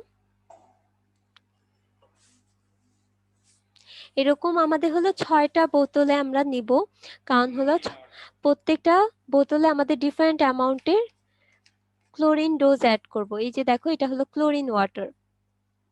এখন দেখো এখানে কিন্তু আমরা সার্টেন ডোজে নিয়ে নিচ্ছি। এই যে এখানে হলো তোমাদের মাইক্রোমিটারে হলো রিডিংটা দিবে। আচ্ছা, এখন দেখা যাচ্ছে মাইক্রোমিটার কিন্তু অ্যামাউন্টটা কিন্তু খুবই কম। এখন তো এটা এটা যদি বিকার অথবা অন্য কোনো মেজারিং সিলিন্ডার দিয়ে নিতা, তাহলে দেখা যাচ্ছে যে অ্যাকুরেট ভ্যালুটা কিন্তু পেতা না। কারণ 100 মাইক্রোমিটার, একটা বোতলে দেখা যাচ্ছে 100 মাইক্রোমিটারে ক্লোরিন ওয়াটার এড করলা, আরেকটাতে দেখা যাচ্ছে যে 200, 150 এরকম করে কিন্তু চেঞ্জ করছো। তো এই ক্ষেত্রে দেখা যাচ্ছে আমাদের এই যে অ্যাপারেটাসটা আছে, এই অ্যাপারেটাসে আমাদের রিডিং দেওয়া আছে এবং এখানে হলো আমরা এভাবে হলো যে ক্লোরিন ওয়াটারটা আছে সেই ক্লোরিন ওয়াটারটা আমরা ইউজ করতেছি অথবা কালেক্ট করে নিচ্ছি সার্টেন ডোজের। ডোজ দিচ্ছি, তো আমরা যদি একটা বোতলে 150 নিই, কমানো যায় বাড়ানো যায়, এই যে দেখো কমানো বাড়ানো কমানো যাচ্ছে যায় কিন্তু বাড়ানো রিডিং। যায়। একটাতে আমরা ড্রাই 385, এই যে ডোজ দিব 400, এরকম ভাবে কিন্তু চেঞ্জ করা যায়। সেই রাইট সাইডে আমাদের একটা 150, 200, রিডিং আছে, 250, 300, এই যে রিডিংটা 250। দিচ্ছে এখানে। এরকম 100, 150, 200 এরকম ভাবে কিন্তু চেঞ্জ করা যায়। তো আমরা 250 আমরা পর্যন্ত এভাবে সেট দিব। করে এরকম হলো আমরা ওয়াটারটা এই অ্যাপারেটাসের মাধ্যমে কালেক্ট করে এরপর নিলাম। আমরা যে ক্লোরিন ডোজ দিব, কালেক্ট করে নেওয়ার পর আমাদের যে এই 6টা একই বোতল স্টেপ ছিল, আমরা যে এই 6টা বোতলে আমরা যতটুকু ডিফারেন্ট আমাদের টাইপের বিকার হবে। ডোজ দিব। লাইক সিম্পল একটাতে গ্লাসের বোতল 250 নিলে দিতে পারি, সেখানে আমরা একটাতে ড্রাই ডোজ দেব, 150, 100 সেটা এরকম হলো চেঞ্জ করে নিতে পারি। আমরা 100 থেকে দিতে পারি, অথবা আমরা যেখান থেকে শুরু করবো সেখান থেকে কতটুকু ডিফারেন্স সো হবে আস্তে সেটা আস্তে আমরা আমাদের ডিফারেন্স চেঞ্জ আগে করে মেজার করে করতে হবে, প্রত্যেকটা যে বোতলে 50 ডিফারেন্ট দিতে অ্যামাউন্টে পারি কিনা 100 দিতে পারি ক্লোরিন ডোজ অ্যাড আমাদের করতে পারি। স্টুডেন্টরা যে স্যাম্পলগুলো কালেক্ট করছে এটা 6টা ডিফারেন্ট ফ্লাস্কে নিচ্ছে, প্রত্যেক স্যাম্পলের জন্য 6টা ডিফারেন্ট টাইট্রেশন। তাহলে দেখো আমাদের এই যে ফ্লাস্ক 6টা আমরা আলাদা করলে বোতলগুলা পরে 6টা ডিফারেন্ট ফ্লাস্কে আছে। 6টা ডিফারেন্ট ডোজে দিচ্ছে। আমরা আপাতত কিন্তু এই টেস্টের জন্য আমরা ডিফারেন্ট ডোজেসের আমাদের যে ক্লোরিন ওয়াটারটা আছে ডিফারেন্ট ডোজেসে, লাইক এইটাতে একটা সার্টেন দিতে পারি, এটাতে যদি তুমি 250 দাও এটাতে 200 দিলা, 300, 350 এরকম ভাবে ডিফারেন্ট ডোজ অ্যাড করতে পারো। 50 মিলি ডিফারেন্সিয়েশনে দিচ্ছি, অর্থাৎ 100 থেকে শুরু করলে 100, 150, 200, 250, 300 এইভাবে।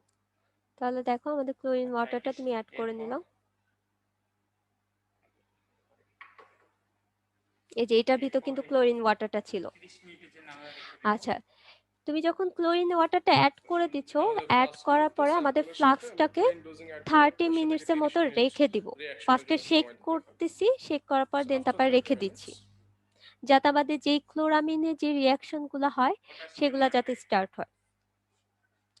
এরপরে হলো আমি পটাশিয়াম আয়োডাইডের যে 100 ক্রিস্টালটা 0.5 ছিল গ্রাম, সেটা আমরা অ্যাড করব। প্রত্যেকটা 6টা বোতলেই কিন্তু অ্যাড করতে হবে। এটা আমরা এই যে মেপে নিয়েছি। দেখো এখানে আমরা মেপে নিয়েছিলাম একটা সার্টেন অ্যামাউন্টের পটাশিয়াম আয়োডাইডের ক্রিস্টাল, 6টা বোতলেই অ্যাড করব। ইয়েলো কালার হচ্ছে। অ্যাড করার পরে তুমি যদি একটু শেক করো, দেখো একটু হালকা ইয়েলিশ কালার একটা দিচ্ছে, ইয়েলো একটা কালার শো করতেছে কিন্তু। সবগুলো এভাবে সবগুলো সবগুলা বোতলে কিন্তু তোমার সেম অ্যামাউন্টে যা অ্যাড করতেছো অ্যাসিটিক অ্যাসিড প্রত্যেকটাতে দিতে হবে। এরপরে যেটা করতেছে হলো অ্যাসিটিক অ্যাসিড অ্যাড করতেছে। 1 ml, সো আমরা এখানে 1 ml এর অ্যাসিটিক অ্যাসিড অ্যাড করব। এটা 3 ml এর আমাদের ড্রপার, এটা 1 3 ml ml এর ড্রপার, আমরা হলো 1 ml এর অ্যাসিটিক অ্যাসিডটা অ্যাড করতেছি to maintain the pH. Otherwise কিন্তু আমাদের রিঅ্যাকশনটা হবে না, কারণ হলো তোমাদের এই যে স্টার্চ আয়োডিনের রিঅ্যাকশন হওয়ার জন্য পিএইচটা 1 মিলি 8 এর কাছাকাছি রাখতে হবে অথবা 8 এর কম রাখতে হবে। 100 মিলি স্যাম্পলের জন্য। সো 100 মিলি স্যাম্পলের জন্য আমরা দেন এখন 1 আমরা ml এর titration অ্যাসিটিক করব। অ্যাসিড ইউজ করলাম। এরপরে এটাকে শেক করব ভালো মতো যাতে মিক্সড হয়।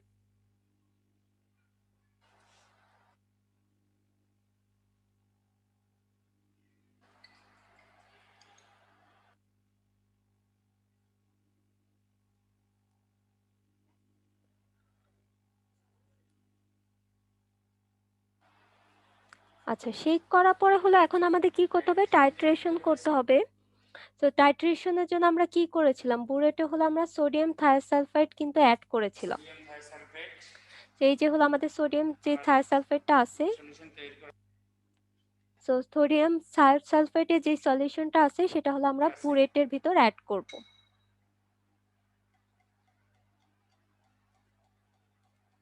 এটা জাস্ট একটা বিকারে নিয়ে দেন তারপর হলো আমরা বুরেটের ভিতর ঢালবো একটা কনিক্যাল ফ্লাক্সের মাধ্যমে, যাতে আমাদের ঢালতে ইজি হয়। জানিয়ে দেব।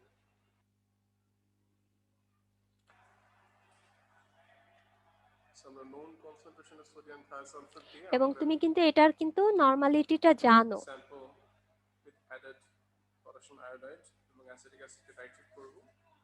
আমরা আমাদের বিউরোটা ফিল করে নিচ্ছি।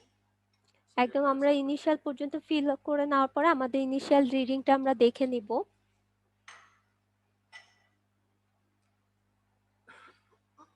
এই যে দেখো, এখন হলো আমাদের টাইট্রেশনটা শুরু করে দিব। তো ফার্স্টে তুমি ইনিশিয়াল একটা রিডিং দেখবা, দেখে হলো আমাদের টাইট্রেশনটা শুরু করতে হবে, দেন তারপর আমরা দেখবো যে ফাইনাল রিডিংটা কতটুকু। এটাকে আমরা হলো অ্যাডজাস্ট করে নিলাম, এক্সিস অ্যামাউন্টে সোডিয়াম থায়োসালফেটটা রিমুভ করে ইনিশিয়ালটা লেভেলটা করে নিও। Drop by drop. তো ফার্স্টের দিকে কিন্তু তোমাদের অ্যামাউন্টটা, যে সোডিয়াম থায়োসালফেটের অ্যামাউন্টটা কিন্তু আমাদের বেশি titration লাগে। continue হবে যতক্ষণ না আমাদের সলিউশনটা কিছুটা ফ্যাকাশে ইয়েলো হয়ে আসছে। আচ্ছা, এখানে একটা জিনিস করতেছে, এটা একটু দেখো, দেন তারপর আমি বলতেছি। তো আমাদের একটু drop by yellow drop colour অল্প ছিল, করে অ্যাড করতে হবে। এটা কিন্তু আরো হালকা অথবা লাইট একটা ইয়েলো কালার চলে আসতেছে।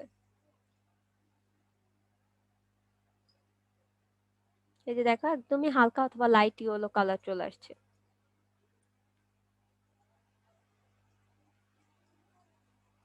তো যখন একটু হালকা কালার চলে আসবে তখন আমাদের যেটা করতে হবে, আমাদের যে ইন্ডিকেটরটা আছে সেই ইন্ডিকেটরটা আমরা অ্যাড করে দিব।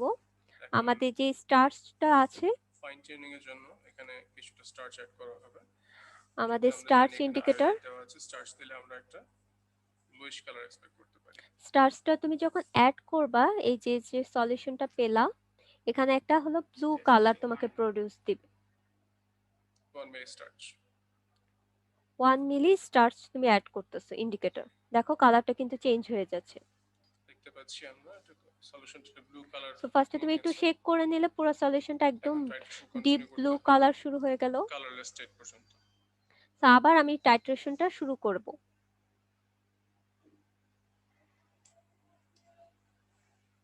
দেখো আস্তে আস্তে ড্রপ বাই ড্রপ হলো তোমার সোডিয়াম থায়োসালফেট অ্যাড করতে হবে, এবং তোমার ততক্ষণ পর্যন্ত অ্যাড করতে হবে যতক্ষণ না আমাদের কালারটা হোয়াইট কালার হয়ে যায় অথবা ব্লু কালারটা ডিসঅ্যাপিয়ার হয়ে যায়। এই যে দেখো, একদম কিন্তু দেখতে পাচ্ছি অলমোস্ট টাইট্রেশন এন্ড পয়েন্ট।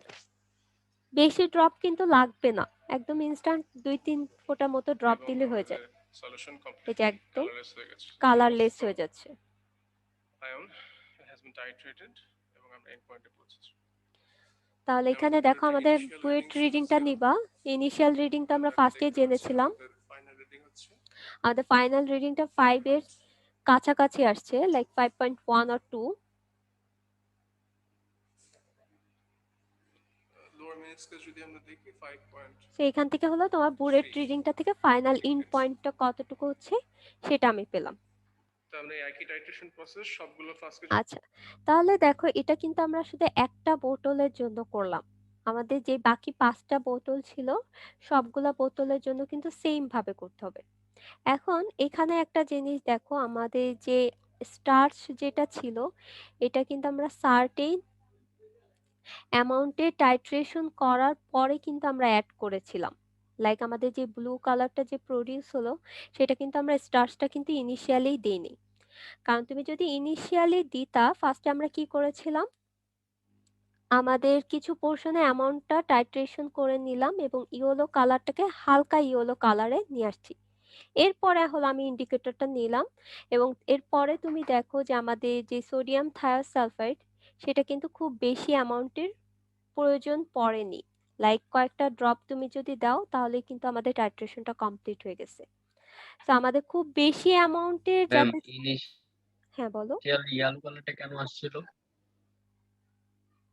আচ্ছা, ইনিশিয়ালি ইয়েলো কালারটা বুঝতে কেন পারছি। আসছিল? ওই আচ্ছা জায়গাটা আমি, শুনি নাই। আচ্ছা এই যে যে তুমি যখন পটাশিয়াম আয়োডাইড যেটা দিলা, পটাশিয়াম আয়োডাইড অ্যাড করার কারণে হলো তোমার কালারটা ইয়েলো দিছিল। এখন ইয়েলো কালারটা আস্তে আস্তে তুমি যখন টাইট্রেশন করতেছো ফুল ওরকম ভাবে ডিসঅ্যাপিয়ার হয়ে গেলেও, কালারটা ডিসঅ্যাপিয়ার হয়ে গেলেও তুমি কিন্তু এক্সাক্ট ইন পয়েন্টটা পাও না, কারণ ভিজুয়ালাইজেশন আমরা যখন আয়োডিন টেস্ট করেছিলাম, আয়োডিন না ক্লোরাইড টেস্ট, সেখানেও কিন্তু আমি বলেছিলাম যে আমাদের একটা ব্ল্যাঙ্ক ইরোর বলে আমরা একটা সার্টেন অ্যামাউন্ট কিন্তু বাদ দিচ্ছিলাম। তো এটার ক্ষেত্রেও কিছুটা সিমিলার, যে তুমি আয়োডিন যখন অ্যাড করতেছো তখন ইয়েলো কালার দিচ্ছে, এবং টাইট্রেশন শুরু করলে আস্তে আস্তে ইয়েলো কালারটা ডিসঅ্যাপিয়ার হয়ে যাচ্ছে। বাট তুমি কোন পয়েন্টে যে একদম ডিসঅ্যাপিয়ার হয়ে যাচ্ছে সেখান থেকে কিন্তু অ্যাকুরেট ইন পয়েন্টটা পাচ্ছ না। তো এই কারণে আমাদের হলো স্টার্চ ইন্ডিকেটরটা আমরা দিচ্ছি, যেটা থেকে আমরা ব্লু কালার পাচ্ছি। এবং ব্লু কালার থেকে যদি তুমি কালারলেসে চলে আসো তাহলে কিন্তু কালারটা খুব ভালোভাবে ভিজুয়ালাইজ করতে পারতেছো এবং অ্যাকুরেটলি তুমি কিন্তু ইন পয়েন্ট পাচ্ছ। এই কারণে আমরা সার্টেন অ্যামাউন্টে টাইট্রেশন হয়ে যাওয়ার পরে আমরা স্টার্চটা অ্যাড করতেছি, যেটা কিনা আমাদের কালারলেস একটা সলিউশন প্রডিউস করতেছে এবং সেই পয়েন্ট থেকে আমরা বলতে পারতেছি যে আমাদের রিয়াকশনটা কমপ্লিট হয়ে গেছে।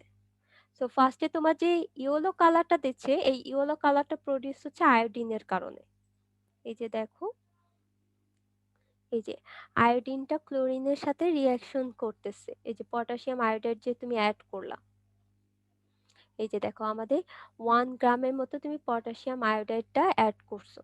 অ্যাড করলে আমাদের এটা কি ওয়াটারের সাথে কি ক্লোরিন ছিল, সো রিয়াকশন করে আয়োডিন এবং ক্লোরাইড তৈরি হচ্ছে। এটা হলো আমাদের ইয়েলো কালার দিচ্ছে। বাট তুমি যদি এটা একদম ডাইরেক্ট টাইট্রেশন করে ফেলো, আমাদের যে কালার ডিসিপেশনটা সেটা খুব ভালোভাবে ভিজুয়ালাইজেশন হয় না দেখে আমরা একটা ইন্ডিকেটর অ্যাড করি। এই যে দেখো এখানে স্টার্চে একটা ইন্ডিকেটর অ্যাড করতেছি 1 ml এর, কিন্তু এই ইন্ডিকেটর তুমি যখন অ্যাড করবা তখন ব্লু কালার দিয়ে দিবে। সো ব্লু কালার থেকে কালারলেস হলে তুমি কিন্তু খুব ভালোভাবে ভিজুয়ালাইজেশন করতে পারো এবং সেখান থেকে হলো বুলেট রিডিং থেকে রেকর্ড করতে পারবা যে আমাদের ইন পয়েন্টটা কতটুকু সোডিয়াম থায়োসালফেট।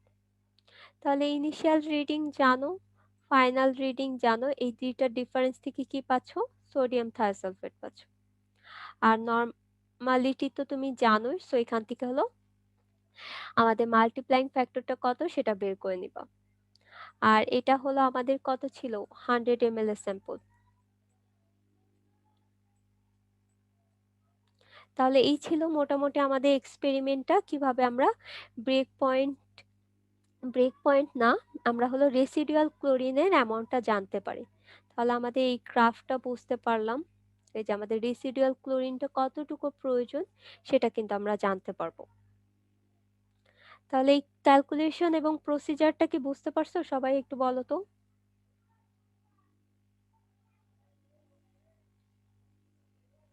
জি ম্যাম। আচ্ছা, এটা মোটামুটি তোমাদের থিওরি যে কোর্সটা আছে সেটার জন্য ইম্পর্টেন্ট কিন্তু। কারণ হলো আমি এই যে এতটুকু পোর্শন পর্যন্ত যা পড়াইছি থিওরিতে সেম জিনিসটাই তোমাদেরকে পড়ানো হবে, বাট যেহেতু আমি ল্যাবে ইন ডিটেলসে পড়াইছি থিওরিতে হয়তো অত ইন ডিটেলসে পড়ানোর টাইম পাবো না। বাট ল্যাবে যতটুকু কাভার দেওয়া হয়েছে সেটা যদি খুব ভালো মতো বুঝতে পারো তাহলে থিওরি কিন্তু তোমাদের কাভার হয়ে যাবে। তো আমি যদি লাস্ট একবার একটু সামারি করি তাহলে একটু দেখো কি হলো আমাদের। আমরা ডিসইনফেকশন প্রসেসটা জানতে পারলাম, সেখানে আমরা কি ইউজ করতেছি, ক্লোরিন ডাইঅক্সাইড ইউজ করতেছি। আমরা ফ্রি ক্লোরিন সম্পর্কে একটা আইডিয়া পেলাম, এই যে দেখো এখানে লেখা ছিল এই যে ফ্রি ক্লোরিন। এবং ফ্রি ক্লোরিনটা আমাদের কিভাবে কি প্রডিউস হচ্ছে অথবা রিয়াকশন হচ্ছে সেটাও জানতে পেলাম। পিএইচ চেঞ্জ হওয়ার সাথে সাথে আমাদের ফ্রি ক্লোরিনের যে কনসেন্ট্রেশন কিভাবে চেঞ্জ হচ্ছে সেটা আমরা বুঝতে পারলাম। আর এই যে যে রিয়াকশন গুলো হয় এটার সাথে কিন্তু টেম্পারেচার রিলেটেড, তো সেটা আমরা বুঝলাম যে টেম্পারেচার চেঞ্জ হলে আমাদের কি হতে পারে। এরপরে আসতেছে কম্বাইন্ড ক্লোরিন, যেটা হলো অ্যামোনিয়ার সাথে রিয়াকশন করে আমরা পাই এবং এটাও আমাদের পিএইচ অ্যান্ড টেম্পারেচার রিলেটেড। আর আমাদের কিছু রিডিউসিং এজেন্ট থাকতে পারে ওয়াটারে, সেটার সাথে ফার্স্ট ক্লোরিন রিয়াকশন করে। আর আমরা একটা গ্রাফ দেখতে পেলাম যেখানে আমাদের অ্যালার্ম ডোজেসের রেসপেক্টে আমাদের ক্লোরিন রেসিডুয়ালের রিপ্রেজেন্টেশন দেওয়া আছে এবং এই গ্রাফটাকে আমরা 4টা জোনে ডিভাইড করতেছি। ফার্স্ট জোনে আমাদের কি রিডিউস হচ্ছে অথবা ডিস্ট্রাক্ট হচ্ছে, রিডিউসিং কম্পাউন্ড। সেকেন্ড জোনে আমাদের ফরমেশন হচ্ছে হলো ক্লোরামিন। থার্ড জোনে আমাদের যে ক্লোরো যে অর্গানিক কম্পাউন্ড গুলো আছে সেগুলা ডিস্ট্রাকশন হচ্ছে। আর ফোর্থ জোনে আমাদের হলো ফর্মেশন হচ্ছে ফ্লুইড ক্লোরিন, আর হলো আমাদের যে অর্গানিক যে কম্পাউন্ড গুলো আছে যেগুলো ডিস্ট্রয়েড হয়নি সেগুলো প্রেজেন্ট থাকতেছে।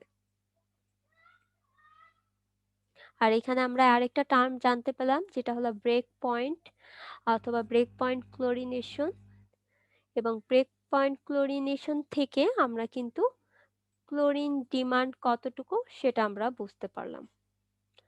আর এখানে আমরা বুরেটের ভিতর সোডিয়াম থায়োসালফেট ইউজ করতেছি, টাইট্রেশন করব এবং স্টার্চ আয়োডিন মেথডের মাধ্যমে আমরা টাইট্রেশন করতেছি। আর এখানে আমাদের পিএইচটা মেনটেন করার জন্য অ্যাসিটিক অ্যাসিড আমরা অ্যাড করি। এই যে দেখো তোমাদের এখানে বলা আছে 2 ml এর অ্যাসিটিক অ্যাসিড। আর বুরেটে যে সলিউশনটা অ্যাড করতেছি সোডিয়াম থায়োসালফেট সেটা থাকতেছে হলো 0.025 নরমালিটির। এরপরে ডাইরেক্ট চলে আসতেছে আমাদের ক্যালকুলেশন। তাহলে এই ছিল মোটামুটি তোমাদের ব্রেক পয়েন্ট ক্লোরিনেশনের এক্সপেরিমেন্টটা। তোমাদেরকে ডাটা দিয়ে দেওয়া হবে, সেই ওয়াইজ হলো তোমরা ক্যালকুলেশন করে ডিসকাশন সহ লিখবা। আর অ্যাসাইনমেন্ট গুলা যদি আমি একটু দেখি, আমাদের ডিসঅ্যাডভান্টেজটা কি ক্লোরিনেশনের সেটা বলছি, এবং এটা কি আমাদের প্রবলেম হচ্ছে সেটাও আমরা বললাম। আর অল্টারনেট হিসেবে ক্লোরিন অক্সাইড আর ক্লোরিন ডাইঅক্সাইড আর ওজোন ইউজ করে থাকি। আর এখানে এই যে পিএইচ এর একটা ইফেক্ট দেওয়া আছে যে আমাদের হাইপোক্লোরাস অ্যাসিড আর হাইপোক্লোরাইড আয়ন যেটা আছে সেটা পিএইচ আমাদের বাড়ালে অথবা টেম্পারেচার বাড়ালে আমাদের কি হতে পারে, এই যে দেখো। আর এই দুইটার ভিতর কোনটা বেটার এবং কেন বেটার সেটাও কিন্তু আমি ডিটেলসে আলোচনা করছি, এই যে এই প্যারাটাতেই দেওয়া আছে তোমাদের। এখান থেকে এতটুকুই, যে এটা যদি একটু ভালো মতো পড়ো তাহলে ওইটার অ্যান্সার পেয়ে যাবা। আর থার্ড যে কোশ্চেনটা আছে সেটা যদি একটু দেখো, আমাদের বলছে যে যে ক্লোরিন কার্ভটা আছে সেই ক্লোরিন কার্ভটা ড্র করতে হবে, এবং যদি আমাদের কোনো প্রকারের অ্যামোনিয়া এবং অর্গানিক কন্টেন্ট না থাকে তাহলে কি হতে পারে। তাহলে আমি মোটামুটি বললাম যে এই যে রেড কার্ভটা হবে। বাট তোমার যদি বলা থাকে যে কোনো প্রকারে অর্গানিক কন্টেন্ট নেই, মানে রিডিউসিং কম্পাউন্ড গুলা নেই, বাট অ্যামোনিয়া প্রেজেন্ট আছে, তাহলে কার্ভটা কিন্তু এখান থেকেই শুরু হবে। আর যদি অ্যামোনিয়া অর্গানিক রিডিউসিং কম্পাউন্ড দুইটাই যদি না থাকে তাহলে এই ডাইরেক্ট স্ট্রেট লাইন হবে এবং 45 ডিগ্রি অ্যাঙ্গেলে তোমাদের লাইনটা ড্র করতে হবে। তাহলে মোটামুটি কোশ্চেনগুলো একটু ভালো মতো লিখবা। তাহলে আমি রেকর্ডিংটা অফ করে দিচ্ছি।